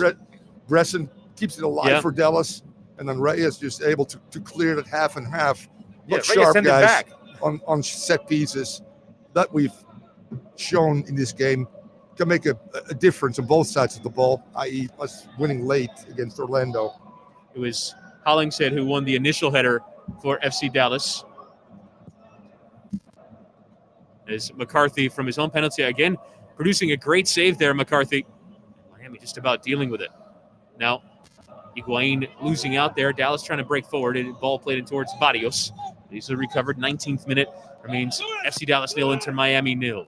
And we talked about how big McCarthy has been and how important big-time goalkeepers are. The ability to keep your team at 0-0. The ability to keep your team at 1-1 and finally win the game against Orlando. Huge, McCarthy. Morgan cutting inside. Leaving a couple of defenders in the dust. Now slid into the middle for Matuidi. Now back out towards Sweat on the left-hand side. Sweat on his right as Matuidi overlapping. Crossing towards Higuain. Maurer with a punch away. Comes to Morgan in the box. Morgan's strike is right into Maurer, who stuck both palms up and managed to parry it away. Cleared there by FC Dallas out towards that right-hand side of Inter Miami's attack. Out for a throw-in. And there's a reason why Dallas only given up 20 goals, Chris. It's Maurer really throughout this year. 3 great saves against RSL in the last game, 0-0 on the road. And again, up to the task. Both goalkeepers right now stand out for both teams. I mean, it's a huge goal, man. True. But he No, came no, off no. his He was line. in the right place. He But got in front of some of his defenders, which Yeah, is a no, little no. bit of a gamble. But you're right, the strike is not good, but still. Starting positions, being able to squelch that Oh, one. he went to the different quarter, Mr. Pizarro. he doesn't have any more the highlights. No. Only one in the back. Reyes now in the middle of the pitch from a throw-in for Inter Miami. Now Matuidi. Well, he's missing the goalkeeper, from Orlando. They both go to the same place in West Palm Beach. I know, but now they asking for a different hairdo. Sweat and Pizarro interchanging on the left-hand side. Sweat tackle from behind there by Ricarte. And now Dallas trying to play out. Matuidi trying to win it off of Barrios, who goes to ground. Referee allowing play on with the challenge. Now Higuain coming back to try and win it, just catching a bit too much of Ricarte. That'll be a free kick to FC Dallas in their own half. Yeah, we go from such an excellent performance to a tough one. We can't find any form or rhythm right now going forward. Front four struggling a little bit. Matuidi is all over the place, but late now, fouling, stepping. He was so good the other day. Ben Sweat off, and he's pretty darn good technically, but the 2 balls now that they lose, and I'm telling you, it's not easy to travel in this league and to face a new opponent you've never faced before. Talk about 8 players in the starting 11 never played against Dallas. Trap with a nice sliding challenge to win the ball in the middle for Inter Miami. Now Matuidi getting turned on in the middle of the pitch and sliding out for Figal on the right-hand side. Figal trying to play on down the line there for Pizarro, who's taking a position up on the right, and it's come out for a throw-in to FC Dallas. Not quite the right bend on the ball there from Figal. And now Bressan in his own half. And it's a long way to go, Chris. Yep. But you got to give that block of 4 in the back and those 2 guys in the midfield, in particular Santos, a lot of credit too. They've disrupted the flow of Dallas, of Inter Miami, sorry. And there's a reason why they've been one of the better defensive teams. That shows you there. Yeah, but I don't see Captain Morgan going up in the flanks, in the right-hand side like he used to do. We didn't see one run from Captain Morgan on the right flank, and Sweat is busy already trying to contain the attack from Dallas. Nice dummy there from Barrios to play it there with Jara. Needed to be in a defensive intervention there from Gonzalez Pires to slow down their combination. It was good work there from Michael Barrios as McCarthy pings a nice ball out towards Ben Sweat on the left in his own half. Now up towards Pellegrini, receiving it back to goal. Trying to ward off the challenge here of Reynolds. He's fallen over it. He was kicked there by Ricarte, and it will be a free kick to Inter Miami in their own half. If you were the opposing coach, what would be one of your 2 talking points if you had to put 2 if you play against Inter Miami? Who do you want to stop first and foremost? Well, probably Higuain. And Gonzalez Pires. I would say it's Morgan. Morgan is the engine of this team. Right. And El Presidente makes a good comment, but I'm sure that Dallas are saying, hey, let's double team immediately. Let's see if we can force him to the left side, not the right side. And that's a tactical approach, which is smart. I don't see him doing one single run. Correct. And Pellegrini and Higuain certainly are not in the circuit. They are completely out of the loop of where the ball comes in. As Diego Alonso is wearing an Inter Miami scarf on the touchline and a larger coat than we are used to him wearing. It is a colder night here in the lower 45, 40s. Man. Yep, in the Frisco area as Thiago Santos plays the ball from the middle, pinged out towards Hedges. And now Brian Reynolds coming forward for FC Dallas into the Inter Miami half. Tries to play it in towards the area. Hada receiving back to goal. Trying to get the better there of Reyes, just about losing out. Reyes with a good bit of defending, and now Morgan trying to lead the break with a nice out ball towards Matias Pellegrini, now running here at Thiago Santos. Tries to play it down the line there, Pellegrini for the run of Morgan, but it comes off of Santos and out for a throw-in to Inter Miami. And that might be not a bad, try to overload an area. Pellegrini and Morgan play on one side. Now Dallas has to react to that as well. Do we play 2v2 there? Do we make it the 3v2, yes or no? So Inter Miami is probing right now, trying to find ideal matchup, so to speak, and haven't found it yet. And that front 4 is also contingent upon the guys in midfield. I haven't seen Will Trapp switching the point of attack. I haven't seen Matuidi yet with a good vertical ball to Higuain, for instance. So we're struggling right now trying to establish any kind of flow or rhythm. The good thing is we've kept it 0. Yeah, the good thing is the save from McCarthy. That crossbar as well. And the crossbar. Coming to the aid of Inter Miami. A Sweat now picks up the ball on the left-hand side in some space. And trying to play the 1-2 with Pizarro. Nice early ball in behind towards Sweat. Trying to slide in and poke it off of Hedges just in ahead of the byline. He's done well to win a corner there, Ben Sweat. He's so frustrated and complaining from the very beginning of the game, and now was absolutely outrageous the way he was complaining. Yeah, he's not happy at the moment, although No! there's really nothing that Sweat could do there. As a through ball from No, Pizarro was a bit heavy. Really had only one but I don't choice think to he try helps and win the the team corner. either. It goes to Pizarro.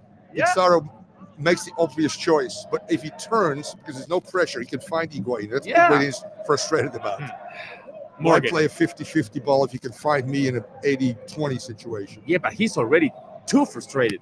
Morgan from the left side, playing the corner. It's straight at Jimmy Maurer. I and would he'll be too rather play easily with claim. Pizarro. I know, but look at his body. I know. I'm only kidding. No.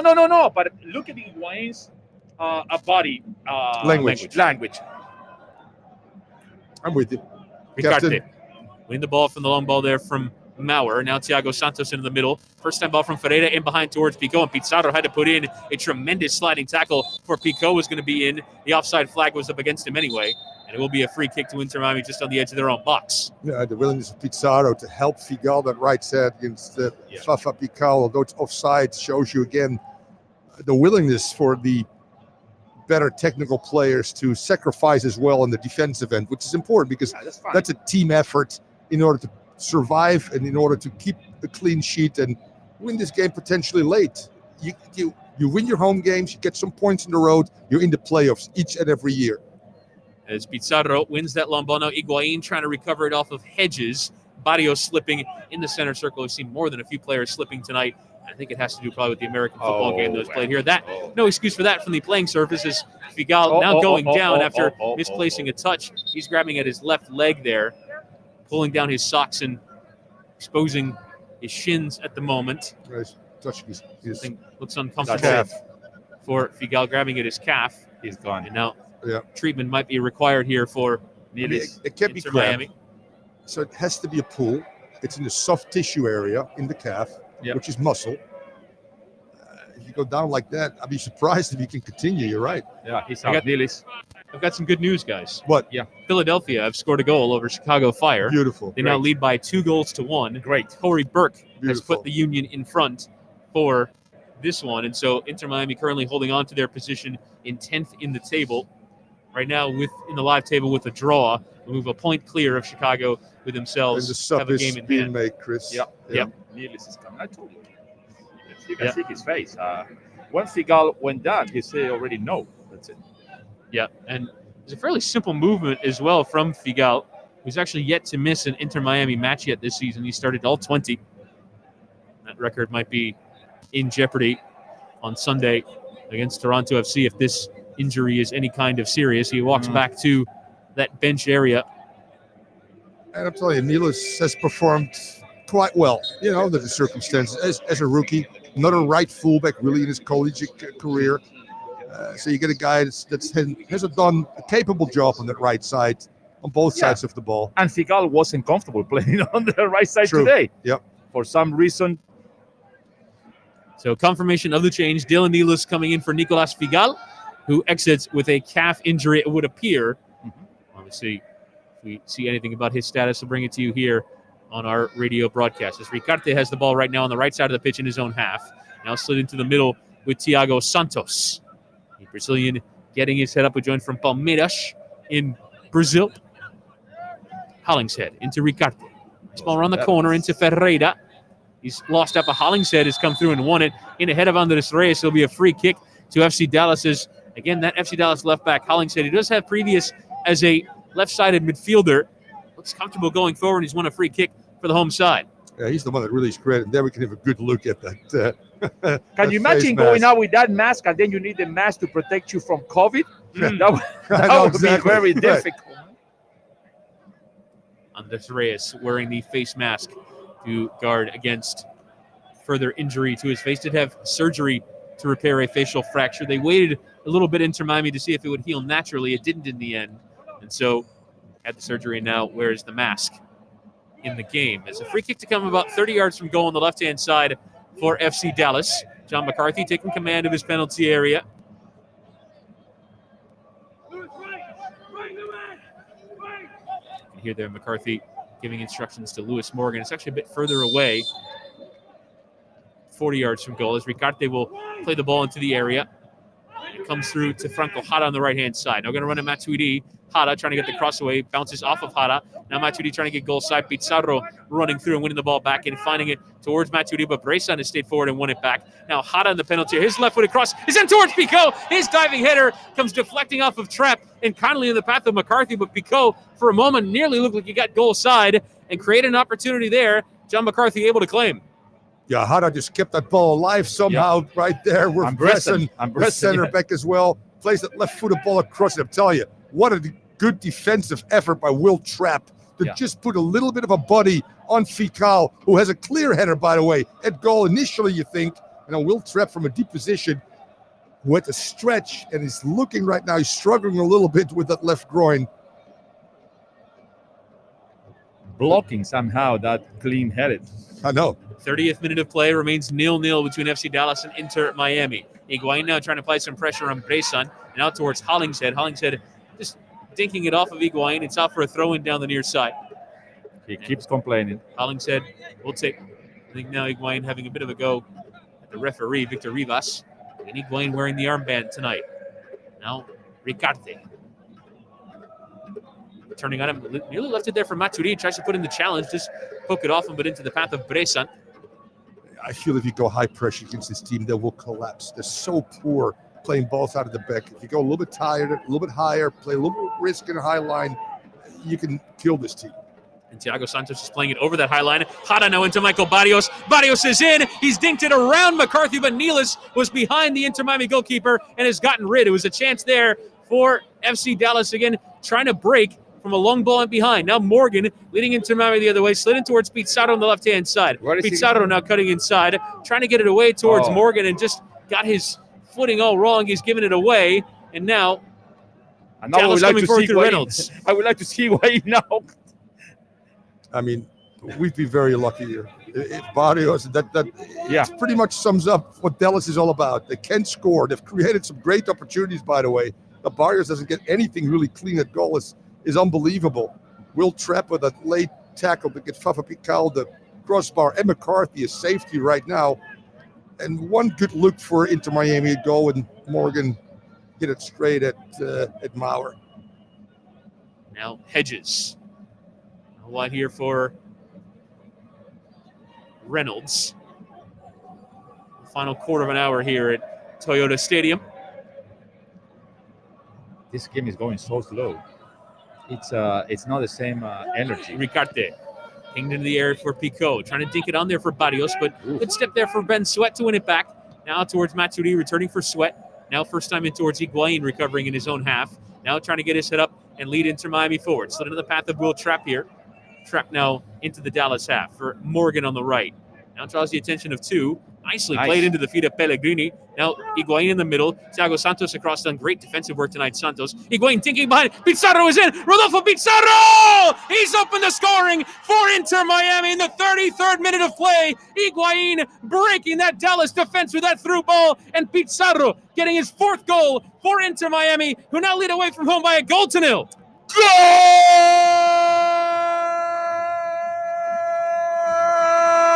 What a play by Higuain!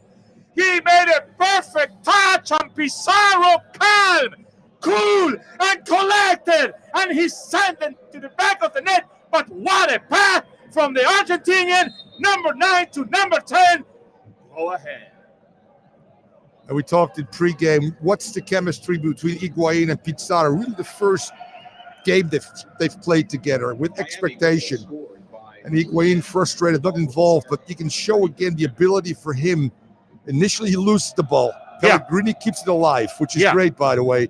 And then his vision to see the run from, obviously, Pizarro, the little outside of the foot flick in between two defenders, gets Pizarro at the goalkeeper, and calm, as you said, cool and collected, 1-0 against the run of play, against the chances created. But you know what? You take it on the road. Oh, yeah, man. Oh, yeah. And don't tell me you were not nervous for a while when Pizarro got the ball and took an extra, probably 3 seconds. 3 seconds to shoot. Don't tell me that you were calm. You were nervous there. You say, oh, he's going to miss it. He's going to miss it. A little hesitation there, but enough just to put Maurer off. Slides into the bottom left-hand corner, and it's Inter Miami in front here through Rodolfo Pizarro. Lovely assist, though, from from Gonzalo Higuain. He, for me, makes that goal. Pizarro applying the finishing touches. Now Reynolds with an early cross in towards back post. Hollingshead arriving. It was a free header on the back post. Headed it straight into the ground and wide. It was a great chance for the Dallas left back, who's had plenty of joy going forward. I certainly did. That's by the way, the right fullback Reynolds finding the left fullback Hollingshead, and that sums it up pretty much. Yeah. Chances created of both fullbacks, but in particular Hollingshead, who's been maybe the most dangerous attacker from his left fullback position, goes wide again. And this is, by the way, a very clear header at the back post. And if it's on target, it's probably a goal. Yeah. Miami getting away with murder, and sometimes that happens. We talked about creating luck for yourself. Luck is going our way right now, and McCarthy obviously has something to do with that. Going back to our goal, what a pass from Higuain. Yep. That's What a exactly nice the kind of penetrative pass we've been waiting for someone from Inter Miami to make this season. Yep. Central combination play, penetration without the ball, and then just the simplicity and the beauty of it, actually. Between the lines, between the defenders, that was a perfectly executed pass. Now, Bressan getting out towards Hollingshead, appeals for handball, and the referee does finally give it. Diego Alonso stood right in front of that involvement there from Hollingshead and does well to appeal to the referee. And talk about involvement. The ball starts initially with Morgan. Morgan finds Pellegrini. Pellegrini finds Higuain. Loss of possession. Drops for Pellegrini, who stays alert. Finds Higuain again. And the ability for Higuain to know that he can turn right away opens things up all of a sudden. Nobody steps to him. Either center back is not there. And what a good finish by Pizarro. The two big guys really, really combining and standing up and be accounted for.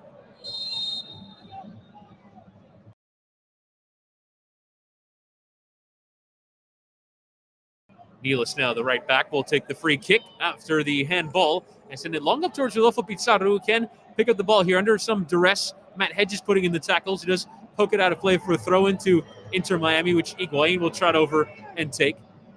Some of the supporters there frustrated with the decision from the referee. They felt like it came off of Pizarro last. Nealis will now take the throw in left there by Higuain. Higuain was making a run into space, but Nealis was directing traffic, didn't see it. Now Reyes getting turned on it. Trying to play it up towards Higuain. Nice outside the boot flick for Matuidi. Tries to find the angle for the ball. It's into Pellegrini, who returns for Matuidi. Now into the middle. Dangerous ball there into trap. And now Gonzalez Pires. Run of possession here for Inter Miami. Really simple. If you look at him, he plays really simple, which is very difficult to do. Sweat. Now into Pizarro. His first time flick towards Pellegrini didn't quite come off. And it's recovered by Ricarte for Dallas in his own half. Reynolds trying to play it down the line. He never ceased to amaze me. Why is that? The worst ball you can play is a flick in that area there. And Pizarro manages to flick the ball on somehow into a crowd. That requires underground, through ball, or keep possession, go back to Matuidi, out the other way. But that's the beauty of Pizarro too. He just keeps defying odds and keeps surprising the opponents, his teammates, and us. Not always in the right way. Orlando have another goal. They now lead Hey, by you 3 go. goals to Vamos, 0 over. Orlando. And poor Atlanta United are on a downward spiral. What do you say, poor? Yeah, I mean, What are you talking about, man? I don't know. We want them to lose every single game. They had so much joy against Orlando City. Orlando not beating them in their 6-year history, or rather, I guess the 3-year history between the two clubs. And all of a sudden now, Orlando's beaten them a couple of times here in 2020. Great. And we're going the other direction. Yep. More and more, we see the team that we all envisioned to be. Only lost once in the last 5, won 3 out of 5 as well. 39th minute of play at the Toyota Stadium. Inter Miami in front over FC Dallas by 1-0. I'm telling you, this is a huge game for Dallas too. They're only 3 points in the playoffs right now. Yep. And they're playing home. Yep. I will say, in their defense, they have a couple of games in hand. Correct. Due to missing MLS's back, and also they had one of the fixtures that was canceled against Colorado Rapids. As Ricarte trying to slide in behind there towards Barrios. They're defending though from Gonzalez Pires. Pizarro tackled off it there by Reynolds. Now free kick to Inter Miami in their own half. And they're hurt. We get our players back. They got Moscada out, Acosta out. And maybe one of the most important players, a young 20-year-old that figures into the U.S. national team setup. Pomykal. Yeah, Pomykal, you're right. That's three big-time players for Dallas. Not in the starting 11. With us. Exactly. Ricarte in the center circle. Although on the injury front, Miami tonight losing Nicolas Vigal. He's been subbed out for Dylan Nealis. Now coming forward, Reynolds playing with Thiago Santos. 6 minutes to play in the first half. Inter Miami in front over FC Dallas by 1-0. Trapp winning the ball off of Barrios, and now trying to play it first time in behind up towards Gonzalo Higuain, but a bit too far over his head, and recovered there by Bressan, the Brazilian central defender for Dallas.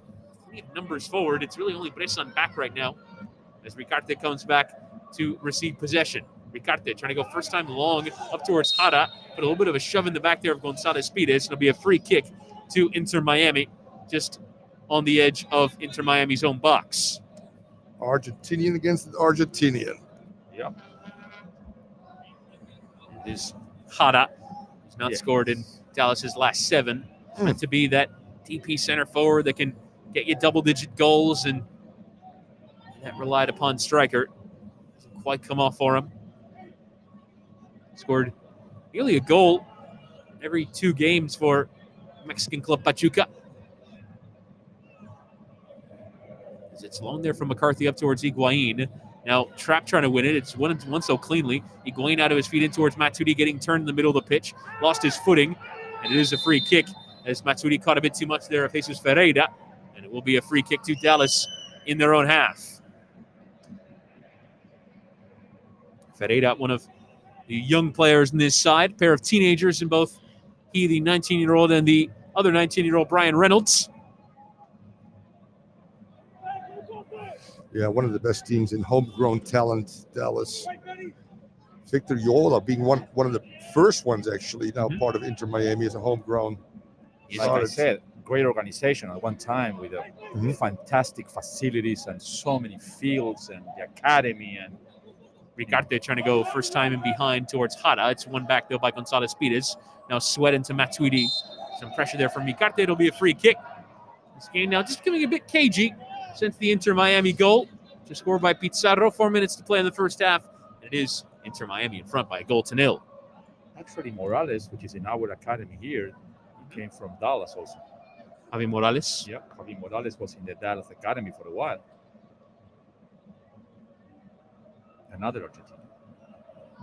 Yeah, actually, guys that were brought over by Jason Price when he was at Real Salt Lake. That's where he started. And Jason's still part of this organization. Obviously, made those suggestions, I'm sure. And good choices. Matuidi now winning the ball on a long ball there from McCarthy. Higuain just getting caught on it there by Ferreira. As Dallas looks to break there. Matuidi again the culprit. And a free kick to Dallas just on the other side of the halfway line. Ricarte, the one going down there. Matuidi is the kind of guy who makes a lot of fouls, but they hardly ever get the yellow card, right? Yeah. He's the smart guy who can make a tactical fouls, disrupt the enemy, but hardly ever, gets caught in like a, wow, you are guilty, Matuidi. It is a skill, no doubt, the art of fouling. As Ferreira now down the left, trying to play it first time into Pico. Now Morgan there to just boot it away. Thiago Santos is allowing it to run so he can keep possession away from Higuain. Now Santos carrying into the Inter Miami half. Now to the right with Andres Ricarte. A blunt instrument at times, FC Dallas in possession. Hedges. Broken a couple of times well. Possession not really causing Miami too many problems. Now Thiago Santos in the middle. And that long ball out wide. Reynolds coming forward. He's won the header in towards that area, but straight at John McCarthy. Will let it roll to the ground and then pick it up. Just allowing a bit of time to run. 2 minutes to play here in this first half. Plus first half stoppage time. And it's Miami in front through Rodolfo Pizarro. Yeah, there's these moments in the game where you tighten up a little bit. A few minutes before halftime. Let's don't concede, guys. Let's go into halftime 1-0. Be aggressive in the defensive end. Foul when you have to. Let's make sure that we don't get any clean loops of the opponent towards goal, which in the first 30 minutes, Dallas had some good chances. Miami now trying to press here as Pellegrini closes down Hedges. Sweat now on Reynolds. That's just too late. Everybody's just a step too late, Chris. Yep. Ferreira in the middle, not making Miami pay with their failed press as played back with Hedges. Ferreira now trying to break lines there. Trapp had it red. And calmly wins it back there for Gonzalez Pires. Now into the middle with Morgan. Pressure coming quickly there from Thiago Santos. Morgan just dinking it around him, and now Morgan carrying forward. Trying to play up towards Matti Pellegrini. Cut out there by Reynolds, and now Higuain keeping possession. Higuain now having a go. It's right into Hedges. And we'll carry him towards Reyes. Just tries to send it forward. We'll play the 1-2 there with Higuain. Now slid out wide here for Morgan. Higuain wants the ball crossed into him. Morgan trying to get into him. Pellegrini arriving. Header across in the penalty area, just a bit behind Higuain, and recovered by Thiago Santos in the middle. Tries to break out with Barrios. Sweat putting the challenge into him. And it'll be a free kick down the right-hand side and a yellow card. A first of the match coming for Ben Sweat as he slowed down the progress there of Barrios. I know he didn't have a lot of angle, but why did you try to hit it backwards instead of forward? Because, I mean, you have some angle to try to make it a goal, and that header went back trying to find a better position, man. But it's a tough one, El Presidente. No. Goes away from him. I started my my speech saying I know he didn't get a lot of angle. But 99 out of 100 times, you're taught as a player to bring that one back across the goal mouth. And what needs to happen is near post run between 12 and 6. If somebody makes it run between 12 and 6, boop, you tuck that one away. So actually, Pellegrini does the right thing, in my opinion. I didn't say it was right or wrong. I said that it could be either way. Ball comes carrying off of Matchday into the path of Pellegrini's. We're into a minimum of 1 minute to be added on here at the end of this first half. Again, Inter Miami in front. Higuain in some space in the middle. Some pressure arriving. Does get it out to Morgan on the right. Now Morgan, an opportunity to get it into Higuain. Touch towards the byline. Higuain now trying to get it across. Off of Bressan. Is it out for a corner or a goal kick? And it will be a corner. Bressan furious there. Yeah, it's and a right it is call. a corner. I agree. It does come off of Higuain, but he had already gone well over the byline. Ball hits Talk him about the opportunity already out of play. for Pellegrini. It starts again with Higuain. Higuain being able to keep the ball alive with. And here's the corner. Boomba. He was already out. It's close. He was out of bounds. Yeah, Correct. he was out of bounds already, I think. But it's more, it was the hole of the ball over the line when it comes off of Higuain. In the end, the referee does give corner. And this will be the last meaningful moment of this first half. And it might be a goal. Morgan will take the corner as ever from the right-hand side. And right now, we got a great height advantage. Ooh, what happened here? He must have gone to to VAR. Did he get word from VAR that it was a? Oh, is that a VAR for the corner? Yeah, for corner now too. Yeah, throw-ins, VAR. Either way, it was indeed a goal kick after some deliberation, quite a bit of deliberation. And there is the halftime whistle. Inter Miami enter the break, leading by a 0-0 over FC Dallas. Rodolfo Pizarro played in behind by Gonzalo Higuain with a tremendous through ball. Pizarro calmly putting past Jimmy Maurer to give Inter Miami the lead here at the break. Your score at halftime is FC Dallas 0, Inter Miami 1. When we come back, Orlando Alzagari, Alex Dano, and Fernando Fiore will come back with their halftime reactions here on the Inter Miami CF Radio Network.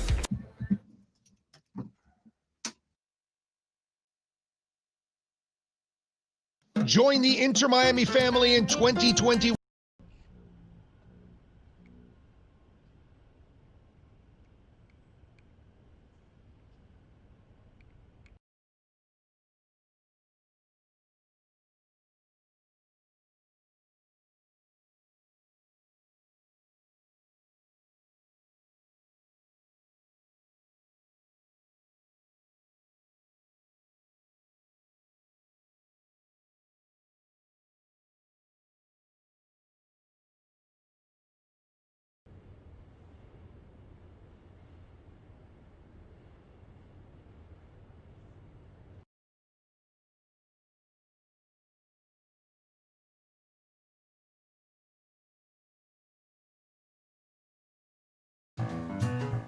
If you thought you saw the last of double cheeseburger pizza, think again, because it's back at Papa John's again. Get a large double cheeseburger pizza for just $12. Better ingredients, better pizza, Papa John's. When you shoot the zesty burger sauce rapids on this new double cheeseburger papadilla, oh, you're gonna wanna capsize in that chunderdome of meat, cheese, and pickles. The new double cheeseburger papadilla and the return of double cheeseburger pizza, Papa John's. I will fight, I always do, until my heart is black and blue. 'Cause I'm not giving up, I'm not giving up, no matter.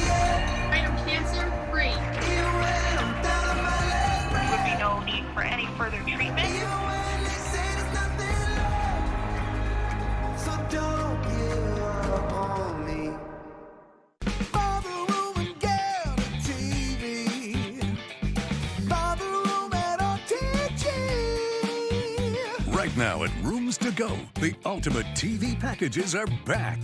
At Rooms to Go, you should know buy the room and get a big TV. Choose from a big selection of room packages and get a 70-inch LG Smart 4K UHD TV and finance for 60 months interest-free. Buy the room and get a TV.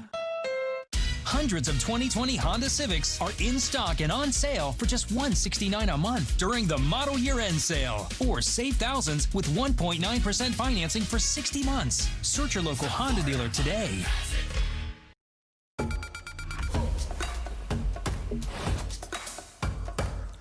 Welcome back. It is halftime in Frisco, Texas. Inter Miami with a 1-goal lead thanks to the DP, Rodolfo Pizarro. In fact, all three DPs linking up on a ball won back by Pellegrini, assisted by Higuain, finished by Pizarro. But it wasn't all rosy in that opening half. A fast start for FC Dallas and a bit of a scramble here as the ball's flighted in. Yeah, Bresson sends in a quality ball here, and this one falls down to Franco Jara, who just cannot believe how bad this finish is. This is a quality player that's played for some of Europe's top teams, and look at this one, absolutely skyrockets it over the bar. They catch Miami by surprise here. The header by Hollingshead, denied.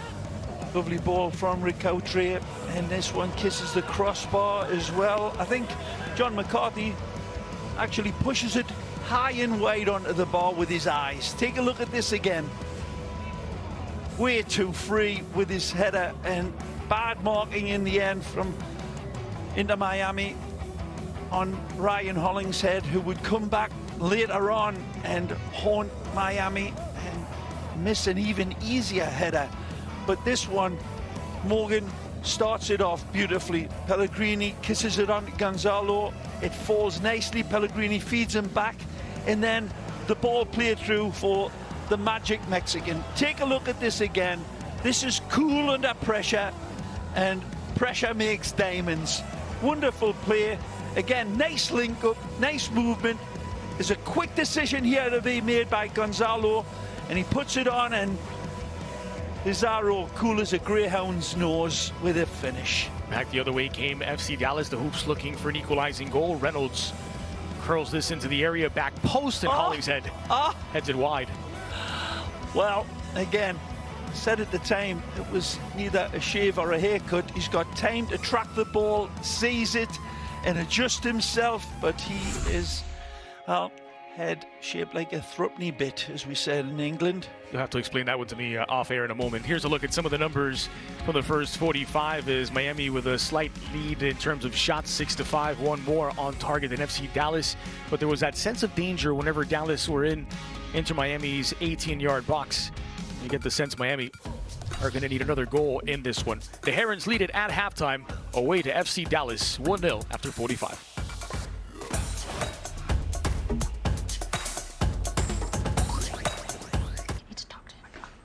What's this? Oh, are we kicking Carly out? We live with AT&T. It was a lapse in judgment. AT&T, we called this house meeting because you advertise gig speed internet, but we can't sign up for that here. Yeah, but I'm just like warming up to those speeds. You've lived here for 2 years. Well, the personal attacks are not helping Carly. Don't you have like a hot Pilates class to get to or something? Stop living with AT&T. Xfinity can deliver gig to the most homes. Yeah, I think we're good here. Why do we offer so many active safety features on our Chevy SUVs? Oh, yeah. All set.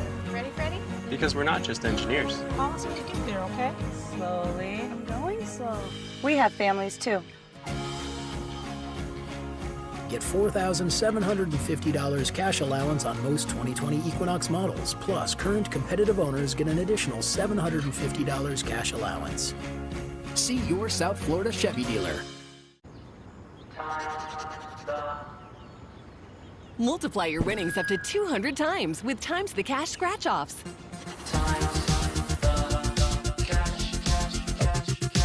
The Florida Lottery. It's your ticket. Claim it.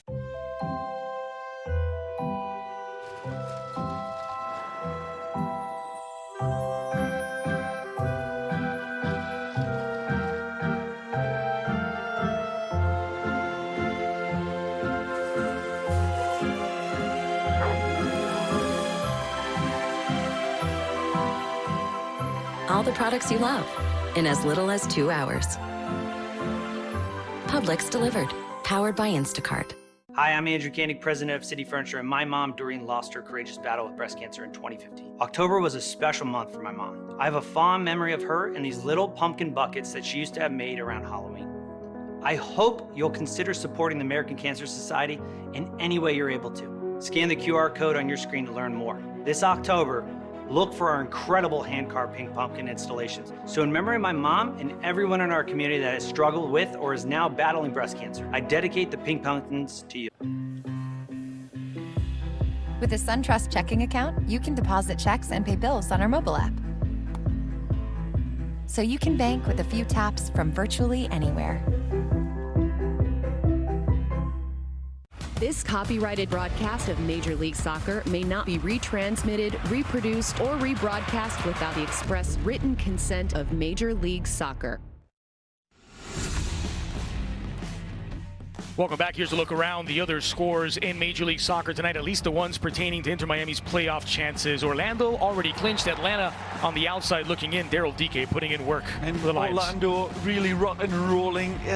Picks themselves up after Inter Miami beat them last week, and DK leading the line beautifully again. Chris Mueller with double. Player by Mueller here, and this one he gets his theodolite out and sends it gloriously, magisterially for number 2. DK again had set the table for the third one to Tesho, who again cool and quick and sparkly. This Orlando team is a good side. Inter Miami beat them last week. Yeah, 10 minutes to go in that one. Less than 10 minutes here. They're deep into stoppage time between the Philadelphia Union and Chicago Fire. A penalty for the handball there put away by Zerbilko from 12 paces out. The Union taking a 1-0 lead against the Fire. While here, Francisco Calvo fouls Alebedoya. The veteran goes down, and Calvo goes off for an early shower, straight red in the 36th minute, so down a man for most of the match. They did find an equalizing goal, though. Robert Bedic nods this past the goalkeeper to level it at 1-1 until 5 minutes past the hour mark, where the Union had found the would-be game winner. Corey Burke has fired them in front. That game deep in stoppage time with the Union up 2-1. Elsewhere in the nation's capital, DC United taking on Columbus Crew. The Crew in third place, already clinched a postseason berth. DC United on the outside looking in. Cross comes in here for Julian Gressel, and after 32 minutes, that's the game's only goal. Well, DC United really picked themselves up, sadly, after good Ben Olsen was fired. But interim Chad Ashton is getting things going, and now DC United getting a little bit of good fortune. And this one personified here after this deflection. Good build-up. DC United back in the hunt. That has about 20 minutes to go in that one, so a 1-0 lead for DC United. Meanwhile, Tuesday night in New Jersey, Harrison, New Jersey, at Red Bull Arena, the temporary home of Montreal Impact, as they took on Nashville SC. Nashville in 7th place this start of the round, and Randall Leal for the expansion club finds pay dirt here in the 33rd minute.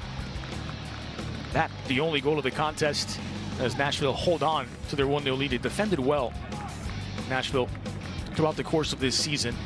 And that does still leave Montreal Impact, due to the other results going on today on the live table, the Impact holding on to that 10th place play-in spot to the MLS postseason, while Nashville currently on the inside in 8th. Here's a look at the live table, and for the moment, it means the Fire, DC United, Atlanta United, and Cincinnati are on the outside looking in. Nashville holding on to one of the spots. New York Red Bulls, the last direct ticket to the first round of the MLS Cup playoffs, while Inter Miami moving up to 9th place. The Fire still do have a game in hand, and they're finishing out their contest tonight against Philadelphia. Up next for Inter Miami, the Herons travel to take on Toronto FC. Coverage begins at 7:30 p.m. Eastern, Sunday, November 1st, this weekend on My 33. It is a late season push for a postseason berth as Miami lead FC Dallas a 0-0.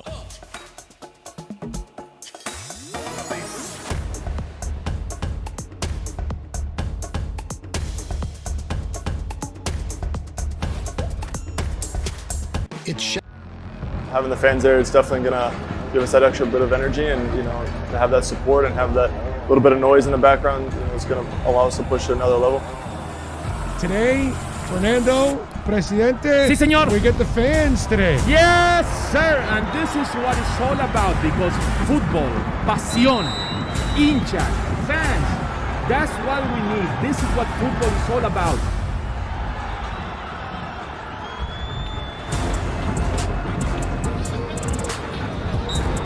We're going to need every bit of that noise here tonight. Yeah. Inter Miami are 2 points out of the final playoff spot in the East with 4 games left. So every point, every victory, hopefully 3 points tonight are important. Good news, though, with Higuain out, Pizarro is back.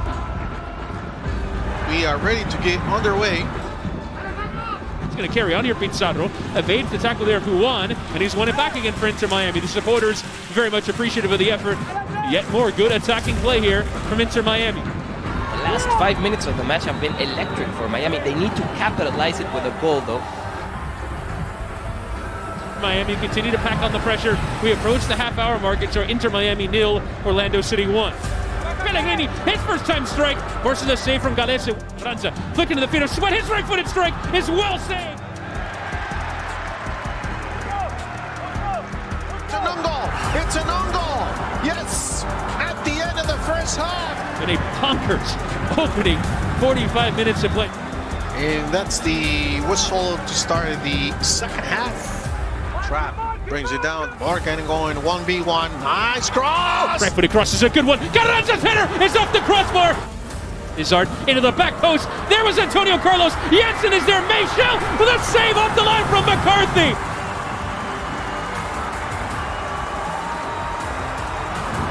A corner. It's the header by Leandro Gonzalez Pires. 89th minute from a set piece. And Inter Miami, it's up on the scoreboard 2-1. And that's the final whistle. It's the Inter Miami 2, Orlando City 1.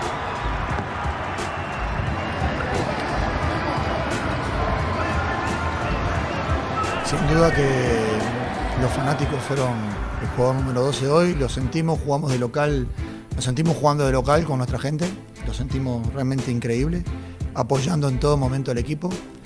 Le pudimos brindar esta victoria, se la dedicamos a ellos, así que estamos muy felices de haber jugado ante ellos y haber podido ganar. Con mucho huevo, yendo para adelante. Si corregimos lo anterior, son imparables, muchachos, porque tienen un corazón gigante. Tienen un corazón gigante, muchachos. Tienen un corazón gigante. No nos paremos, el miércoles volvemos a ganar. Muy feliz por haber podido marcar. Es algo muy lindo para un jugador poder hacer un gol. Encima en el estadio que hubo gente, la verdad que alentó y nos apoyó todo el partido. Un partido especial también porque es Orlando, el clásico de la Florida, así que también en la última etapa del partido, en los últimos minutos, entonces la verdad que fue un clásico especial, la verdad que muy lindo para mí en lo personal, pero lo que más me pone contento es por el grupo, porque peleamos los 90 minutos, lo buscamos todo el tiempo, me parece que en líneas generales merecimos más.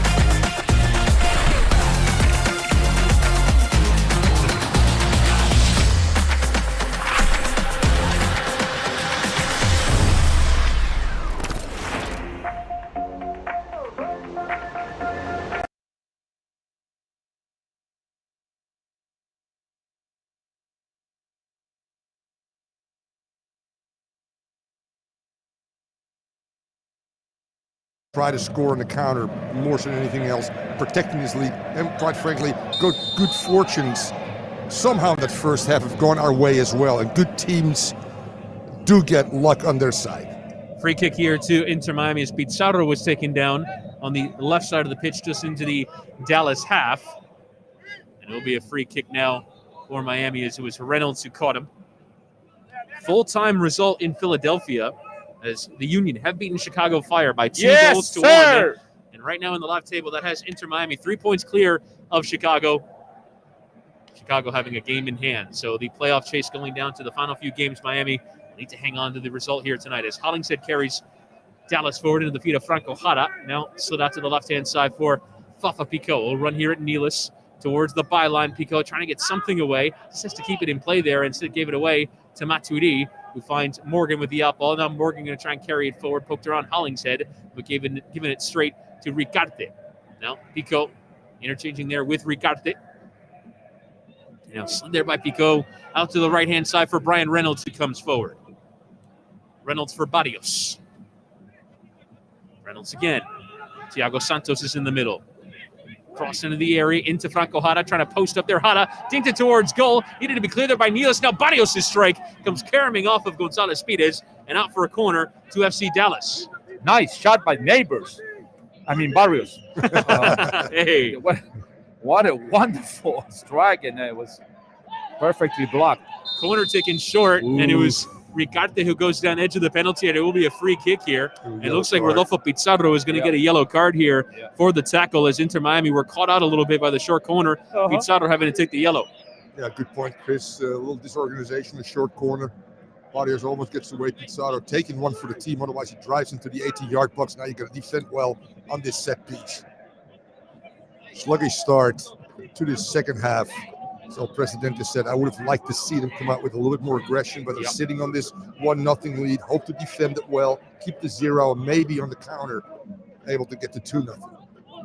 And it will be Ricarte who will take the free kick now from the right-hand side. I'm not familiar with Ricardo's free kicks, so I hope he's not as good as we don't expect. From the right-hand side, it's low into that near post, cut out there by Sweat, who is closest to it. And further clear there by Inter Miami. Reynolds having to go all the way back to the goalkeeper, Jimmy Maurer. Sends it long towards the halfway line into the Inter Miami half. It's flicked on there by Hollingshead. Gonzalez Pires having to deal with it. Leaves it there for Sweat, who just sends it long up towards Morgan. Now going to try and close down Brian Reynolds, who again plays it back to his goalkeeper, Maurer. Now Hedges into Ricarte. Up to Jesus Ferreira. Going to run down the right at Pizarro. Now Barrios. Sweat showing him back to Ferreira.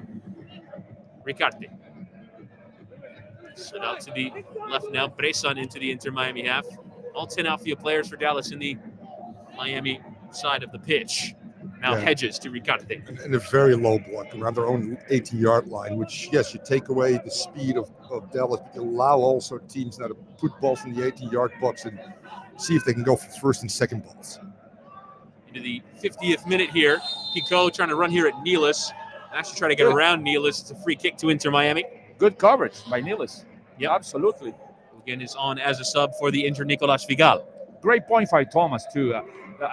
Actually, if you go and make it high pressure, then you give the chance them to use the speed of Pico and Barrios. This way, we have to contain them. Yes, it's a little more risky to have it close to your own goal, but at the end, it's a better result. Yeah, I agree with you.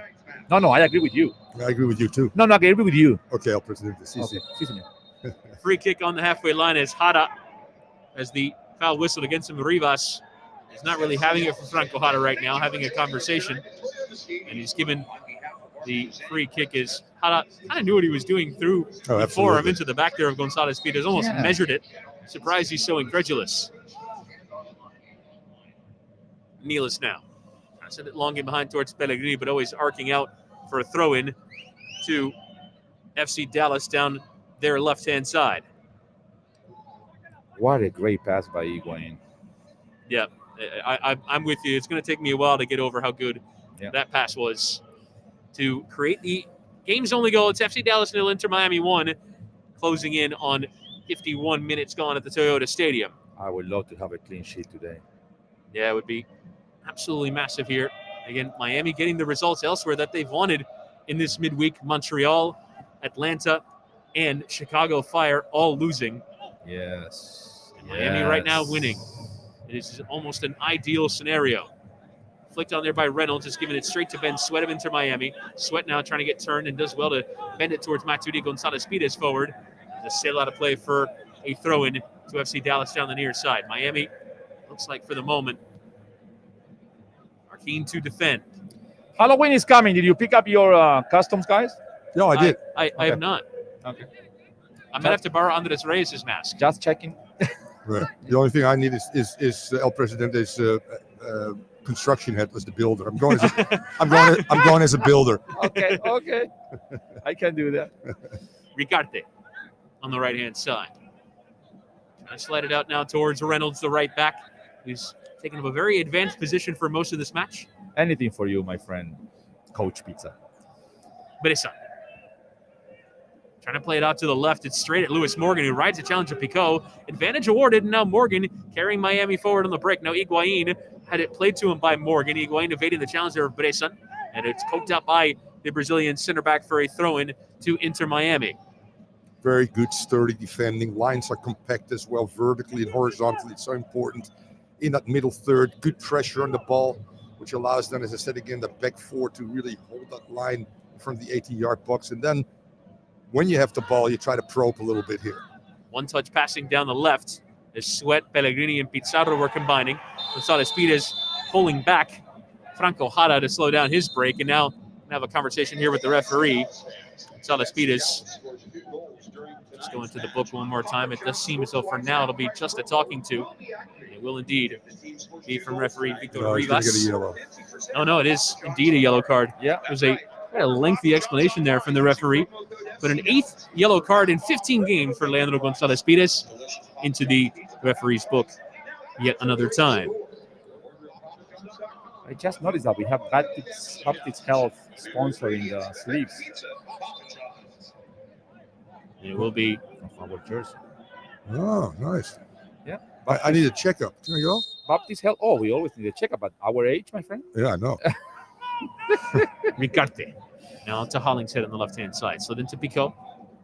My problem is more emotional. Can they help me with that? Oh, well, that's a little more difficult, but yes, I can help you with that, actually. I know you can. Un abrazo. Sí, señor. Un abrazo fraternal de hermanos. Hedges. To Ricarte. Anyway, thank you, Baptist Health, for putting your name in our sleeves. Morgan losing out there after he did well to track Ricarte's ball wide. The key when you play low pressure, Chris, is that you can't lose your aggression. A lot of times you get into a false sense of security. You see a lot of white jerseys. Very good. Hedges hitting a long switch out towards Pico. Tries to head it across through the area, and McCarthy easily falling on it. Nearly 10 minutes gone in the second half, and it remains FC Dallas 0, Inter Miami 1. A final goal coming from Orlando as Orlando City beaten Atlanta United by 4-1. Great. Mateusz Aish with the final goal in that one. It's Orlando, another home triumph. They've only lost 3 times all year, Orlando, and 2 of them to Inter Miami. Thank you, Orlando. Including on Saturday by 2-1. Trapp now trying to harry Ricarte. Well, one there by Pellegrini with a little bit of a closing down there on the Colombian number 10. Now Morgan trying to get the beating here of Hollingshead down the right. Tackle coming in from Hollingshead. It's cleanly won. And the judgment of the referee, Lewis Morgan, right in front of the assistant referee, has stayed down, grabbing at his feet. But the system was unmoved. Big switch hit now towards Barrios on the right. Barrios into Ferreira. Maturiz won it back, and now Gonzalez-Pides just getting rid. Anywhere will do. It's to the center circle with Bressan. Now Hollingshead. I still don't see Morgan, by the way. Where is Morgan? Yeah, where is Morgan? Stayed back. Dallas electing just to play on. Miami temporarily down to 10. It's slid in behind there by Barrios in towards Reynolds, who's gone down. Gonzalez-Pides, and it is indeed a penalty awarded by referee Victor Rivas, catching enough of the Dallas right back, Brian Reynolds there, Leandro Gonzalez-Pires, and the referee with no choice but to point to the spot.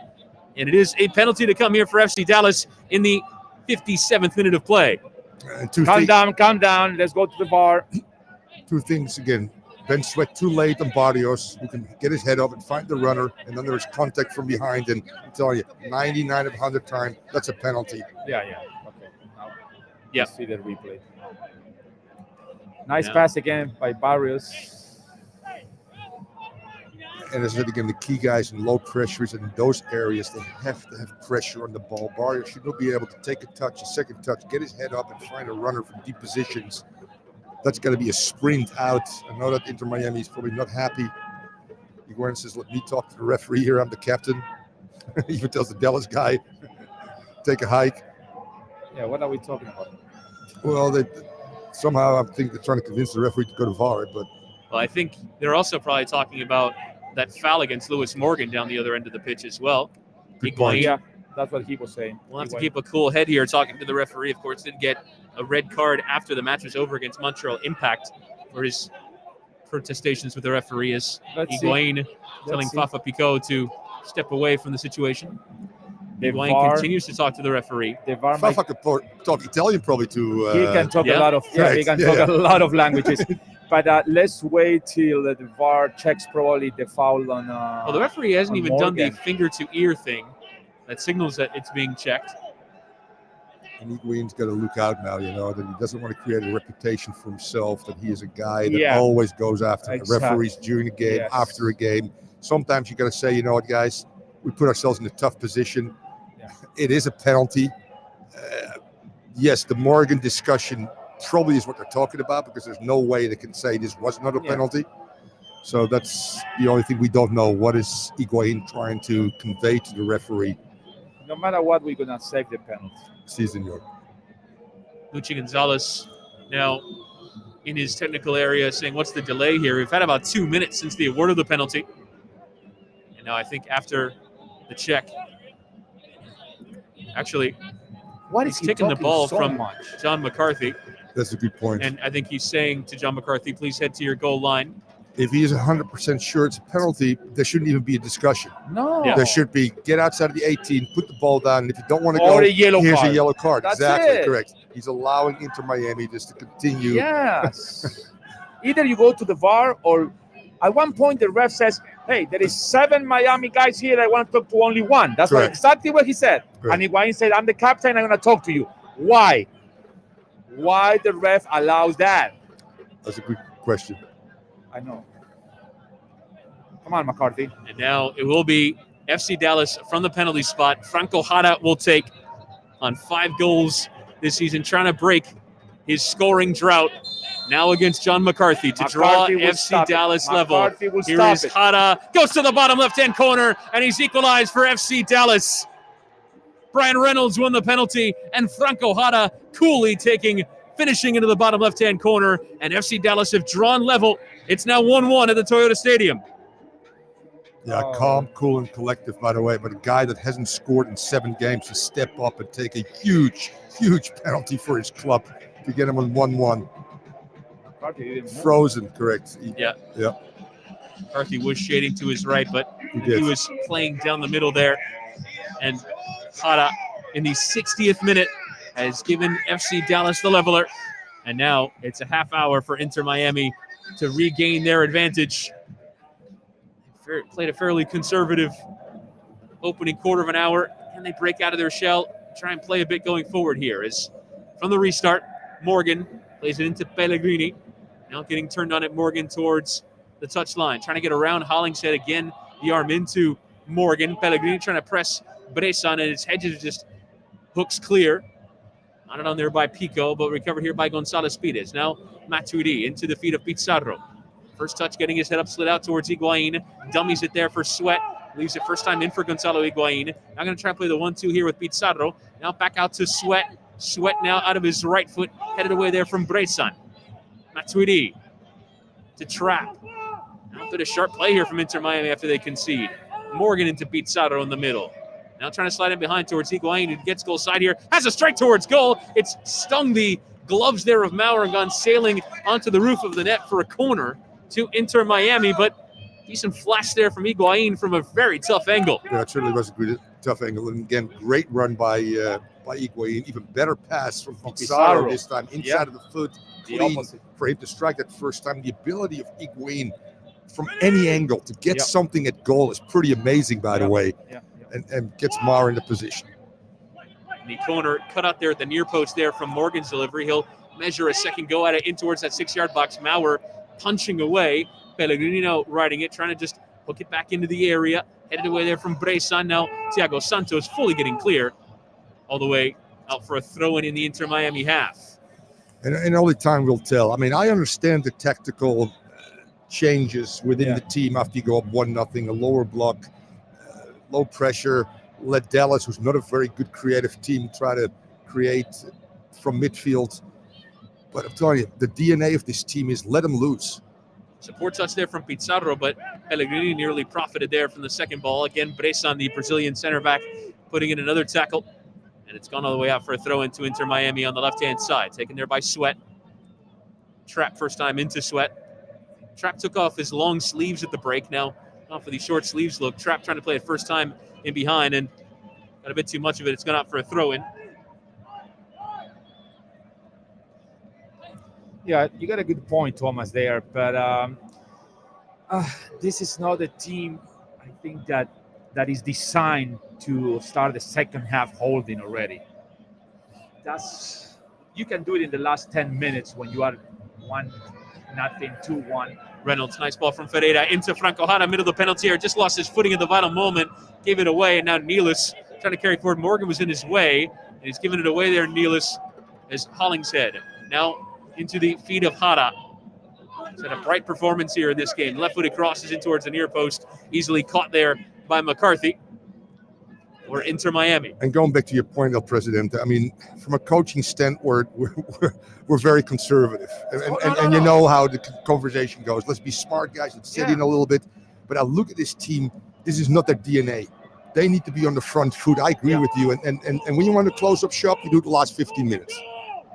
But Morgan on the right. The cross in towards Matuidi. His header is on target, but straight at Jimmy Maurer. Blaise Matuidi popped up in the middle, unmarked in the penalty area, but couldn't direct his header either side of Maurer, who claims. That's the Inter Miami we love, we like. Matuidi in the box, where you play a low block. Matuidi can't get there. So again, great example of being proactive and getting your great players in positions to do something special. Now, Thiago Santos in the middle for FC Dallas. Reynolds in the 64th minute of play. FC Dallas 1, Inter Miami 1. Is Barrios now trying to get the beating of Sweat. He is towards the byline. Barrios gets across to the penalty spot. Free header for Pico, and a tremendous save there from McCarthy, leaping to his left, palming it over the bar with his left hand, out for a corner to FC Dallas. Yeah. What a save from McCarthy. Both wingers getting involved now, Barrios as well, and Pico. The problem with Barrios and Pico is that they're also very good off the dribble. So now you get them balls in the final third, and that forces them McCarthy in making a tremendous save. Right winger to left winger, big time save by McCarthy again, but you let in my opinion, a weaker team back in the game. Corner now to come from the right-hand side. Swung in towards Hollingshead, gets a shoulder to it. Hara now trying to measure the volley. He got it all wrong. Pizarro trying to start on the break, and it's broken up there by Ricarte. Matuidi trying to get it going, and it's deflected off of Ricarte. And now Miami going here, 3 going. Now the referee going to pull it back for the slowing down of the counter. And now the referee has stopped play and is stepping away. And he was saying now that the ball was moving when Matuidi tried to take. And now it'll be a free kick again for Inter Miami to take. Very bizarre refereeing there from Victor Rivas. 20 minutes gone in the second half. It's FC Dallas 1, Inter Miami 1.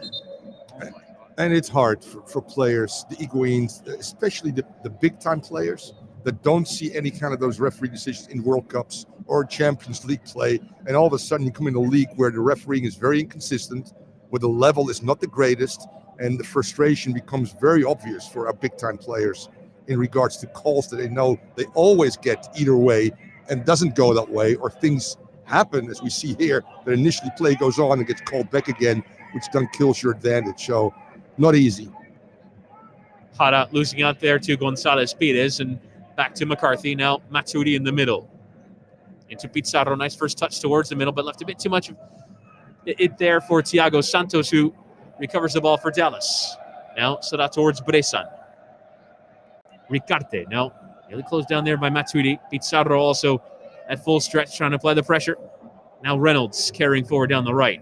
Hitting a big switch out towards Pico. Got enough height on it to measure it perfectly. Fafa Pico now down that left-hand side. They acquired him from Philadelphia Union, did FC Dallas. As you mentioned, guys, a South Florida past. Also played in Italy with Cagliari. And that's why I thought he was talking Italian to Higuain, obviously. And by the way, Nilis coming off the bench early in the game, which is not easy, guys, and has done a great job actually on the right side by locking down Pico. Barrios is the one that's creating some problems right now. McCarthy with a long ball out towards Sweat. He tried to knot it on. Instead, it's gone straight to Hedges, and Higuain again looking a bit frustrated as Thiago Santos carries it away. Now Barrios closed down there by Matuidi. Again, Matuidi's getting a little bit of him. Again, referee, though, saying play on.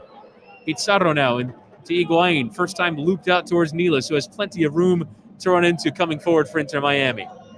Now Nilis into the middle here with Matuidi and acres of space himself. And went to Pellegrini, back for Matuidi. Just to track it. Trying to get that next pass. It's with Sweat. Now closed down there by Barrios. Nicely done there by Sweat just to slide in, poke it on there from Matuidi. Now Pizarro of his feet into Pellegrini.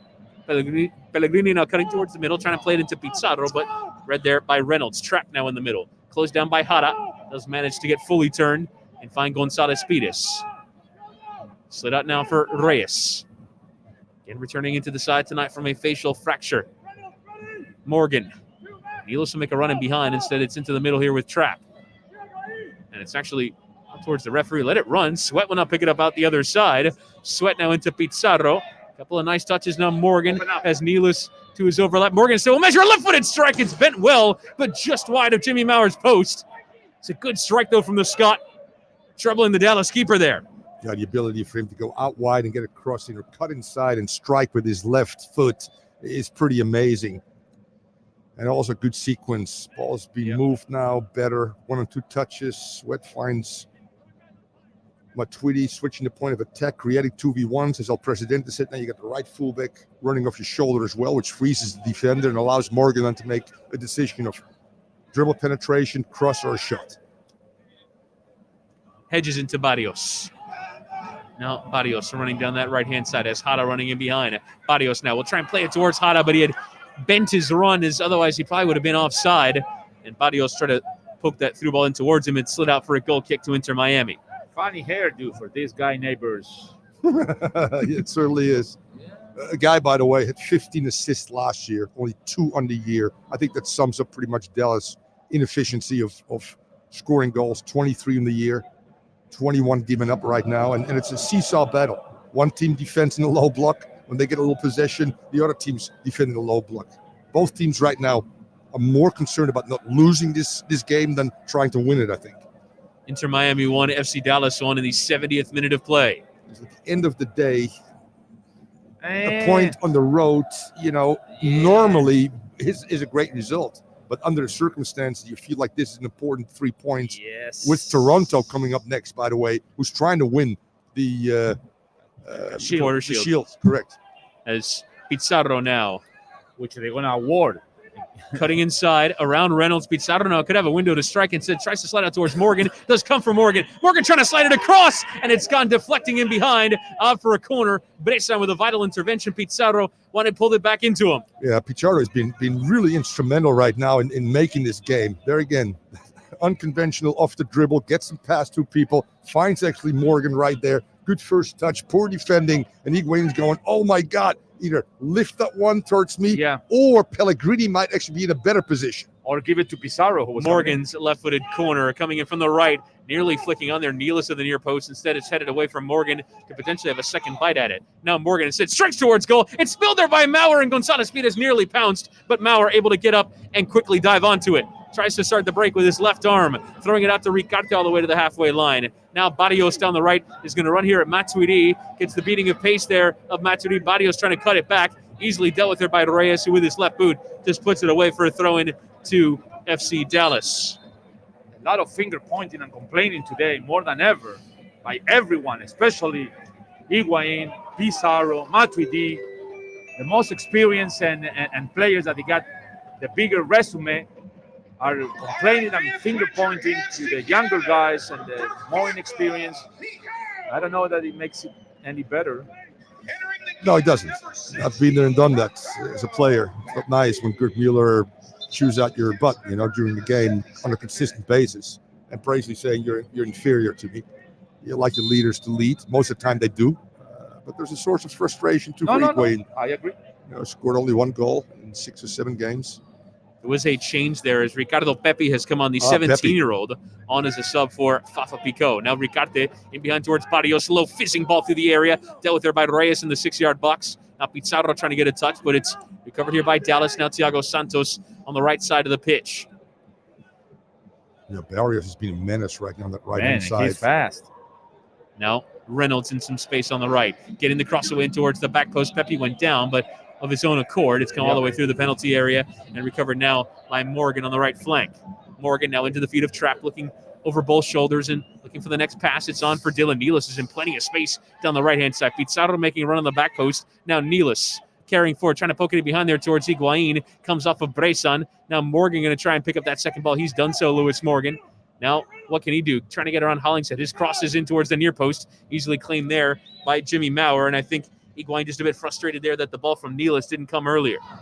From minute number 1. Yeah, no doubt. But you made a great point, Chris. The swivel of Will Trapp, his head always aware of what's going on behind him, can open up in his first touch, switch the point of attack, get other people's involved. As Reyes catching Jara there on the right side of the pitch, about 30 yards from goal, and it's a free kick to FC Dallas.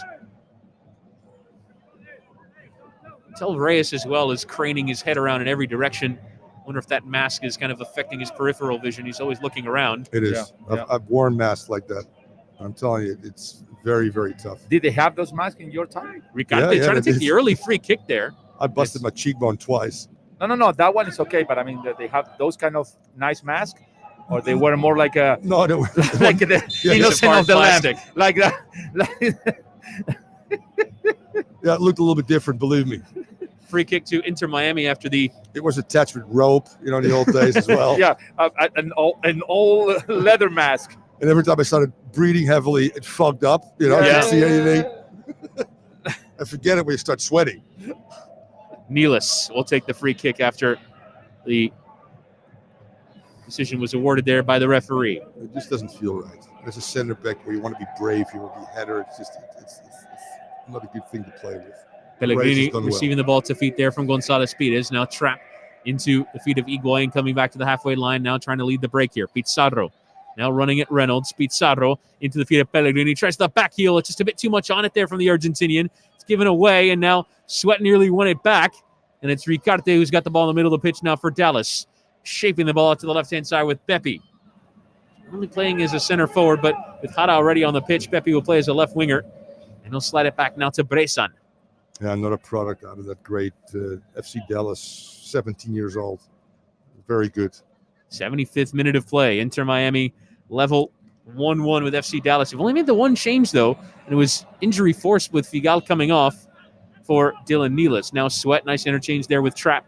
Now Higuain, first time flicking to the path of Pizarro. Now Pizarro leaving Miami forward on the break to that central area, but left too much of it there for Hollingshead to come across and take it off him. And it's played all the way back to Jimmy Maurer. And I'm laughing because Higuain goes, come on, Pizarro, give it to Morgan. He's open, man. Don't do an extra dribble. Don't do an extra touch. Open the ball. Victor Ulloa is being prepared to come on for Inter Miami, the former FC Dallas. He probably said it in Spanish. Yep. Reynolds on the right. 75 minutes gone. Reynolds, heavy sliding challenge in there from Sweat. Poked it out for a throw-in to FC Dallas on the near side. And and it will be the change. Victor Ulloa will come in here for Matias Pellegrini, who's kind of drifted in between a wide area and a central area. You imagine with the change now, Pizarro will move out to a wide area, and Ulloa will take up a position in the middle with Trapp and Matuidi. It's absolutely, and maybe the frustration also from these kind of players is that, hey, I thought that the MLS will be easier for me, and and I can pass so clear these guys, which no names.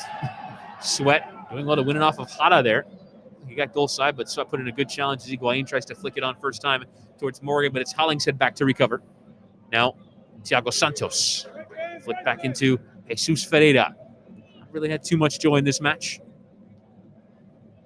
19-year-old who had a nice breakout season a year ago with 8 goals and 6 assists, but hasn't quite hit those same heights here in 2020.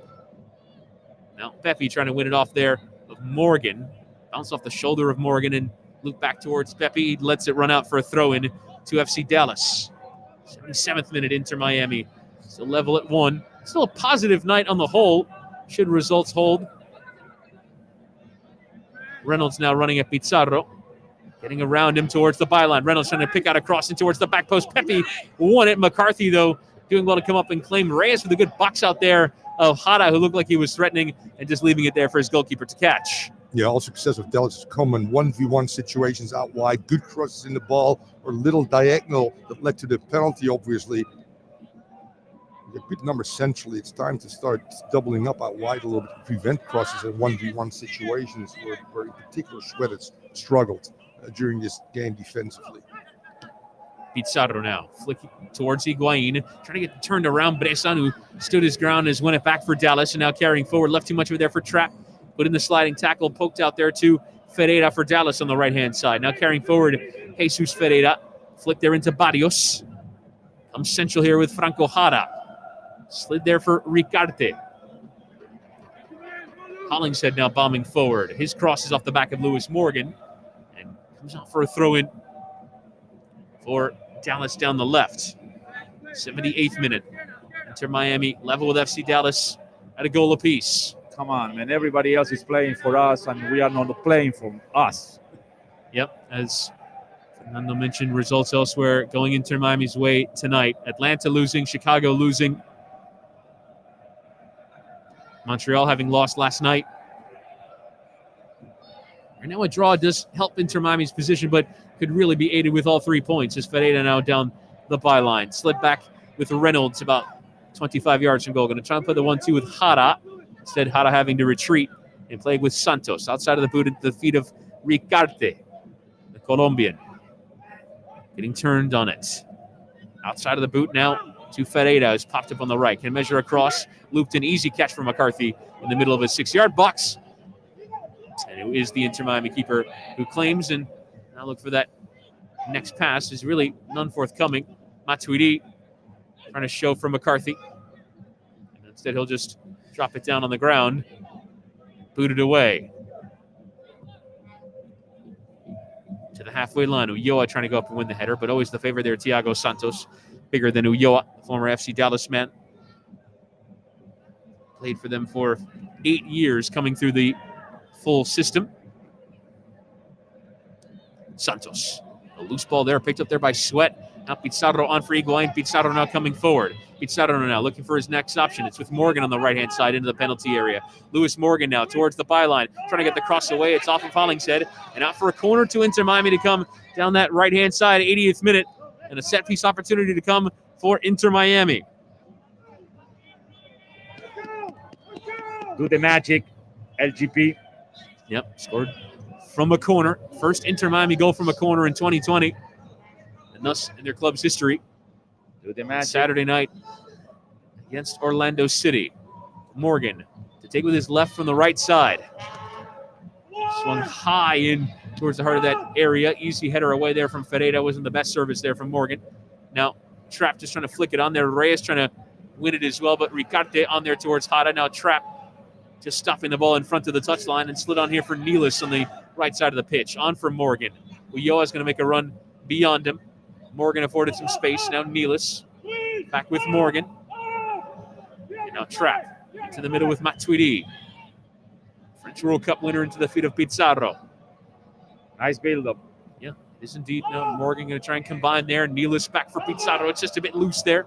Given away there by the Georgetown product as Ricarte tries to lead the break. It's a long ball into the stride of Barrios, who carries forward into the Inter Miami half. Now running it sweat here, Barrios. Early cross in towards Jara, but nicely flicked away there from Gonzalez Pires, and Reyes heading away further still. It's out for a throw-in just ahead of the corner flag down the near side for FC Dallas, who are preparing a sub. I believe now that sub will enter. And it is Ima Tumasi on for just his third substitute appearance of the year. He was a college draft pick in 2018. It's not really featured a great deal for Dallas. This is where their injuries play a role in their depth.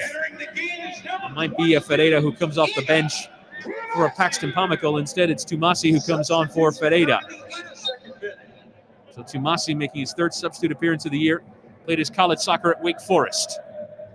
Now Reynolds into the feet of Barrios. Reynolds there into the penalty area. Nice work there from Brian Reynolds towards the byline around Gonzalez Pires. Pull back is turned in. And again, it's the fullbacks combining. Reynolds getting forward down the right. It's turned in on the back post by the left fullback, Ryan Hollingshead, who's threatened all night, gets his reward. It's his third goal of the campaign. And for 1-0 down, FC Dallas lead in the 82nd minute by 2-1.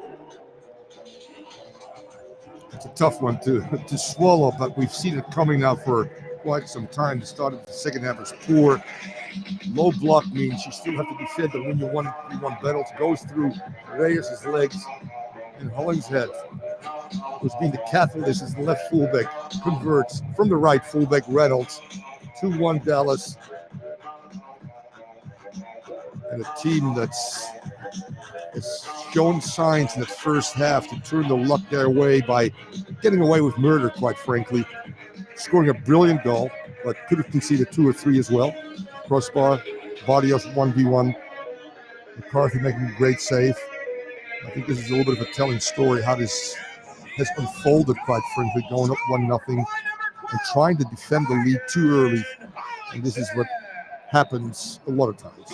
Dallas has scored 1 goal in the last 7 years. And now they scored 2 on us in 80 minutes. I think this is the game, El Presidente, where you go up 1-0 and your whole mentality is we go for 2 guys. We go for 2. Let's kill this team that is absolutely poor. Absolutely. And that was not the way. Pizarro trying to play it into Higuain, who's frustrated that Morgan wasn't behind him to try to win that second ball. Now Maurer out for Reynolds on the right. A couple of subs being prepared by Inter Miami. Federico Higuain and Julian Carranza being prepared to come on. Is now Barrios has led Dallas forward on the break. Loops that ball out to the left. It's a fantastic ball for Pepe in the penalty area. Pepe lining up a strike, and it comes deflecting off of Nealis. McCarthy having to try to get it away. It was Tumasi sticking his backside out at McCarthy, trying to discombobulate him, and it will be a free kick to Inter Miami for that foul. And going back to a point that both of you guys have made, and here are the 2 changes, obviously, for Inter Miami, which you have to. You got to go offensive.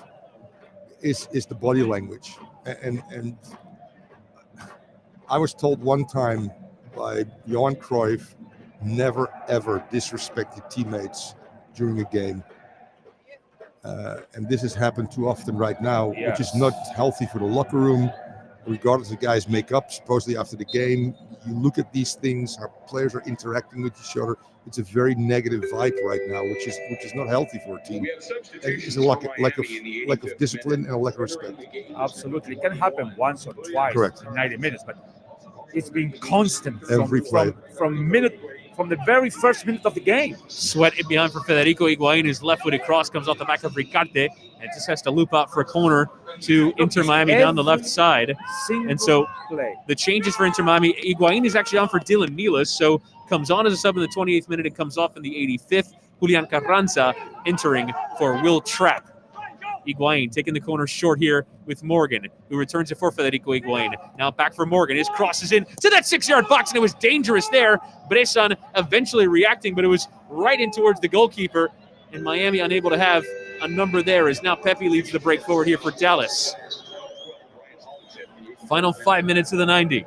Inter Miami trailing by 2-1. I think we have to go all or nothing, because this one doesn't matter, if you lose 3-1, 4-1, but if you can manage to make it a 2-2, it's a miracle and it's a great point. So go for it, guys. Pizarro now in the middle here with Federico Higuain. Morgan back with Higuain. He's kind of buzzing all over the substitute. He joined in a trade from DC United, the 35-year-old. Matuidi now for Sweats. Barrios putting a challenge into him. Did poke it off of Ben Sweat, but has come for Gonzalez Pires. Now Pizarro popping up in the middle. Feinting one way, turning the other, trying to loop him behind towards Morgan. Easily read there by Hollingshead. Will now carry it forward. 86 minutes gone. Inter Miami trailing by 2-1. Right now the winning goal on 82 minutes comes to Ryan Hollingshead of FC Dallas. Now Higuain in the feet of Carranza. A couple of strikers now here for Inter Miami as Carranza slides it wide for Morgan. Right-footed cross takes a deflection off of Hollingshead and will come out for a corner to Inter Miami.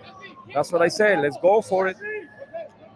5 minutes, do or die. Yeah, and the changes have obviously suggested that we're going for it. And this team has showed the ability to score late. Yeah. The last game, obviously, very important. So there is still time left. There's still opportunities with this very attacking team right now to get something of a set piece or to the run of play. Hara's day is done. Gets the goal and the penalty. Gets back on track after having scored in 7. There are really not that many fans at the stadium that the PA announcer needs to yell like this. Goodness me. Double change for FC Dallas's Andres Ricarte and Franco Jara are off. The defender John Nelson and the midfielder Tanner Tessman will come on as subs to try and solidify things for FC Dallas. That's okay. Let's put everybody in the box. Morgan now. Go defend. Take the corner from the right with his left foot. 87 minutes gone. Inter Miami trailing by 2-1. Morgan now. Cross into the near post. Reyes trying to flick it on. It's actually Matuidi who did so. Now came off of Hedges and out for another corner for Miami. And that's the area you want to check, that near post where all the bodies are as well. Impossible for the goalkeeper to get to. 7 in the box for Inter Miami. It's Morgan send another ball long in. Gonzalez Pires trying to win, but it's Hedges who does so. Further away there from Ricardo Pepi. Now Sweat, first time looping it out wide to the right again for Morgan. Put another cross in. Takes a deflection off of Hollingshead. Appeals for handball there from Federico Higuain, but John Nelson across, just getting rid. Now Reyes played all the way back to John McCarthy, who stood about 10 yards outside of his own 18-yard box. 88 minutes gone. Inter Miami trailing by 2-1. It seems as though this midweek could end. It is an all-out stalemate. Every team competing for the playoffs are right now losing as Carranza trying to flick on towards Higuain. Nelson now getting it away to Massi for FC Dallas. Now into the Inter Miami half. Strong challenge there from Reyes. Poked into the path here. Federico Higuain got enough on it to allow it to roll to Federico. Now Matuidi with Reyes. Stopping and turning and leaving it for Victor Ulloa. Now Pizarro in towards Blaise Matuidi. Sweat on the left. Matuidi allowing it to run.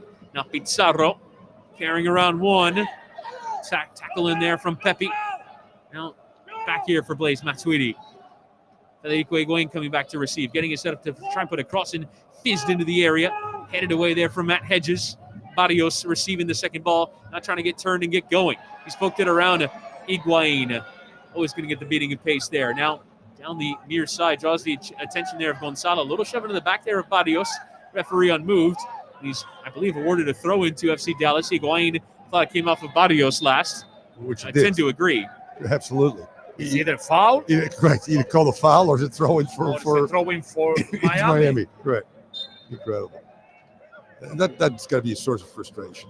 When these obvious calls are not going your way, as a big-time player, you're going, what is going on? I said it over and over. Assistant referees are for nothing, man. Throw in from Reynolds is easily cut out there by Matuidi. Approaching the end of the 90. Throw in to come for Inter Miami.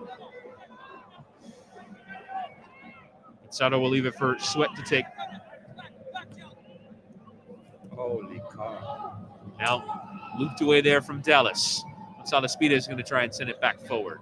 Out for a throw in down the near side. Minimum of 5 minutes to be added on here at the end of the 90.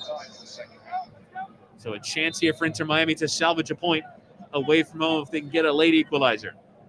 Again, the results from elsewhere: Chicago Fire going down by 2-1 to Philadelphia Union. Atlanta United going down by 4-1 to Orlando City. The teams towards the top of the East helping out Inter Miami as Reyes is pulling down Ricardo Pepi, their edge of the area, and it's going to be a free kick to Dallas about 23 yards from goal on the right-hand side, and a yellow card as well for Andres Reyes. All the Inter Miami players frustratingly crowding the referee Rivas, but probably the correct decision as Reyes had a full grab of Ricardo Pepi. It's just not a good look, to be real honest with you. This is a foul. Why argue about this? Wrapped all around them, pulls them, and then goes referee. The referee right now is an easy way out in terms of excuses too, where you play poorly. That shouldn't be an excuse. There's also a late entrant into the playoff chase here for the Eastern Conference, and that's DC United. They've taken 10 points from their last 12, including a win tonight over Columbus Crew. They're now level on points with Chicago and Inter Miami as things stand right now, behind both the wins and goal difference tiebreaker. But it just goes to show it's really a run of four results is all you need, and you're right in that playoff chase again. It's not a very high standard when 18 out of 26 teams make the playoffs, but a free kick to come here. Tanner Tessman is over it. He'll strike towards goal. It's into the wall, a 4-man wall in the 18-yard box for Inter Miami, and it's carried out for a throw-in. But 1 minute and 45 seconds of second half stoppage time and a throw-in for FC Dallas as they lead by 2-1.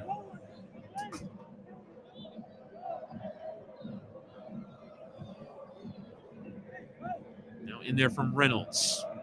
Tumasi trying to take off the chest. Don't foul. Comes off him. Lasting Gonzalez Pires recovering and booting it high up the pitch. Headed on there from Hedges. Federico Higuain trying to win it. Went through Tumasi, grabbing at the back of his head. And it's a throw-in for Inter Miami. Pizarro trying to get it quickly, lofted in towards Carranza, but Tessman was in the way. Now Reyes coming forward. Now the referee will stop play and allow the trainers to come on here. Higuain's got to be careful here as a man has stayed down further up the pitch here.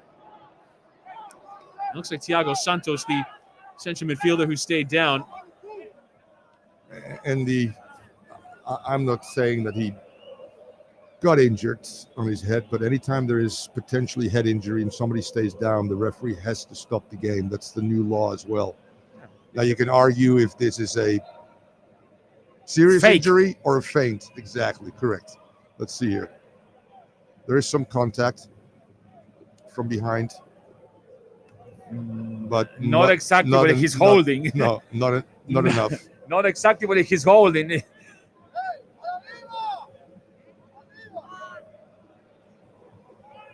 Actually, it looks like Federico Higuain's hand was more on the side of the head, and he was holding the back of the head.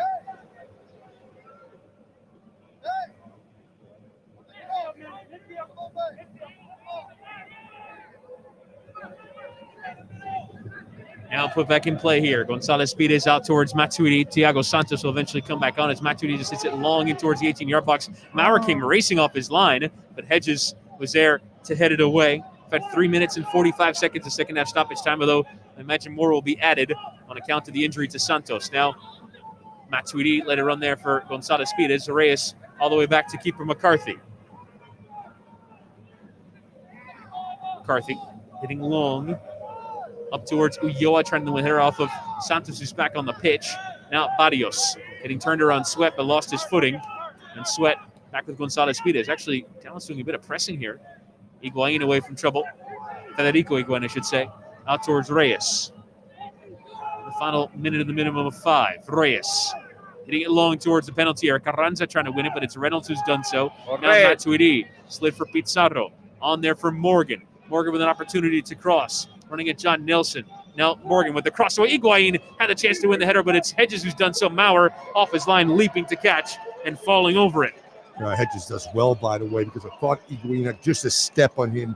Hedges comes in, extends that long neck, so to speak, and gets a piece of that one, because that was destined towards Higuain's head, actually. And now Maurer will put the ball on the ground and hit it long. We've had the minimum of 5 minutes, although with the injury to Santos, additional time will be added. It's really in the judgment of the referee how much. Carranza trying to flick on there for Morgan, but instead it's out there towards Pepe. Good step there from Gonzalez Pires to win it back. Thiago Santos, though, with the initial touch. Higuain trying to poke it on in behind. Now Maurer just having to play with his feet, getting it away only as far as Ulloa.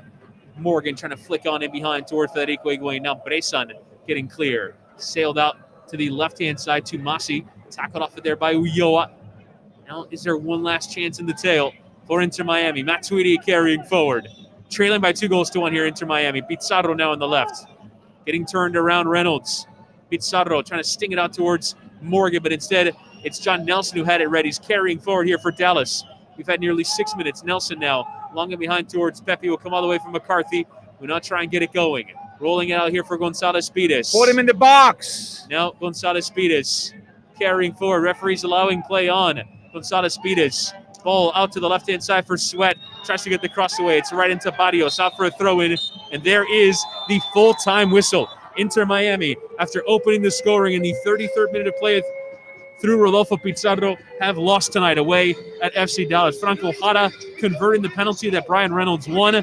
Ryan Hollingshead finishing the comeback in the 82nd minute, turning in from a low cross on the right side from Brian Reynolds. And it is FC Dallas who get the win on the night. Inter Miami will stay on 21 points, level with Chicago Fire, with just 2 games left to play. Chicago Fire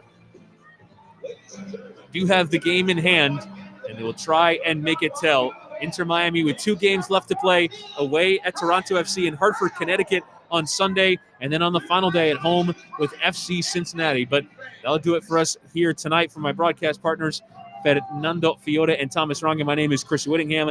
Coming up next, full-time reaction with Orlando Alzagari.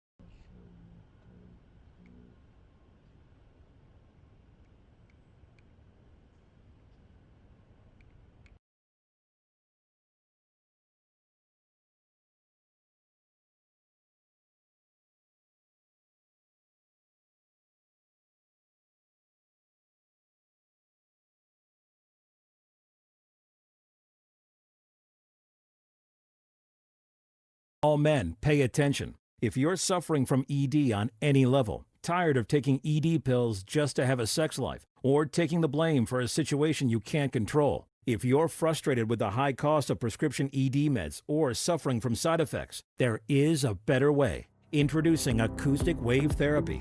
If you have ED, regardless of your age or medical history, the doctors at Men's Performance Center can help. Grab a pen and take down the number on your screen, but call today. There's no pain, no needles, no surgery, and no medication. Just the newest proven treatment from Europe using acoustic sound waves, which will increase the blood flow naturally. And this amazing new treatment can dramatically change your life with short, painless sessions done right in the privacy of a doctor's office. Your best days are ahead for both you and your partner. But do nothing and your situation stays the same. Be the man you know you can be. Call now for free info. I will fight, I always do, until my heart is black and blue. 'Cause I'm not giving up, giving up, no, not yet. I am cancer free.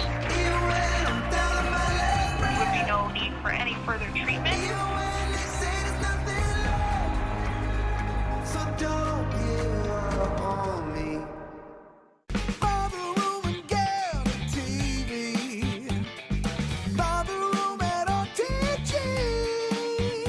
Right now at Rooms to Go, the ultimate TV packages are back. At Rooms to Go, you should know, buy the room and get a big TV. Choose from a big selection of room packages and get a 70-inch LG Smart 4K UHD TV and finance for 60 months interest-free. Hundreds of 2020 Honda Civics are in stock and on sale for just $169 a month during the model year-end sale. Or save thousands with 1.9% financing for 60 months. Search your local Honda dealer today.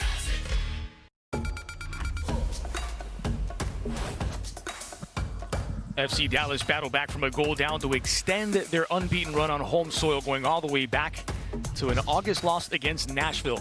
Inter Miami found the opening goal via Rodolfo Pizarro. The Hoops battled back to level and eventually get a late game winner. Here's a look at some of the best moments from the 90 minutes of play, as this ball initially lost by Higuain, won back through Pellegrini, and all three of the designated players, starting for the first time all season, combined on the opening goal. The beautiful finish by Pizarro, but the ball that started all of the dominoes falling was played in by the Scotsman Lewis Morgan, and Higuain gets a little bit of a fortunate bounce after Pellegrini, but this one is rattled home with calmness and assuredness, as cool as a bomb disposal expert from Rodolfo Pizarro, and it looked good. And Inter Miami were playing some good football leading into the locker room, but second half they come out, and this is a rash challenge by Gonzalez Pires. Comes across, he feels as if Reynolds is going to turn the corner here. Barrios feeds him in. He's going nowhere. He's going away from goal, and cannot put the brakes on. It was a close, soft penalty, but it was converted by Jara. From 12 paces out, it is Franco Jara, Diego Alonso's former player, who finds the equalizing goal for the Hoops. Miami in search of a game winner here. It's Gonzalo Higuain from a very small angle. Yeah. Denied by Jimmy Moore. Sharp feet, good run. Run dictates a pass, beautiful red carpet pass and a stinger right towards Jimmy Mora, but easily covered on the near post. This man would be the terrorizer in chief on the outside. Michael Barrios, the Colombian, whips in a beautiful ball, and Picao rises beautifully, but it's directly at John McCarthy, thankfully for Inter Miami. Oh, McCarthy keeps that one out, but late in this one, take a look as, once again, Ryan Reynolds involved. He did so many good things for the Hoops today. Gets around Gonzalez Pires, squared back, and the left back, Ryan Hollingshead, arriving for the game winner. 8 minutes remaining at that moment. You see Reynolds skip past the challenge of Ben Sweat, get around LGP. There were three options for the Hoops. It's Hollingshead with his third goal of the season. It finds all 3 points for FC Dallas. And so the table looks as such. Philadelphia, Toronto, Columbus, Orlando, New York City FC all qualified for the playoffs already. New York Red Bulls, the Revolution, and Nashville holding on to postseason spots. The Red Bulls holding on for the last ticket to the first round of the MLS Cup playoffs, while Montreal and Inter Miami just inside, though worth noting Miami level with Chicago on points. The tiebreaker is more wins. Miami have that, but the Fire do have a game in hand. Well, next up for Inter Miami, they'll be shorthanded, especially at the back, as they travel to take on Toronto in Connecticut. That's Sunday, November 1st. Coverage begins at 7:30 p.m. Eastern on My33. The penultimate match of the season, the final away game in Inter Miami's inaugural regular season. The final score, the Hoops take the victory. FC Dallas 2, Inter Miami 1. For Kaylin Collin, Ray Hudson, I'm Andres Cordero. Thanks for watching Inter Miami football on My33.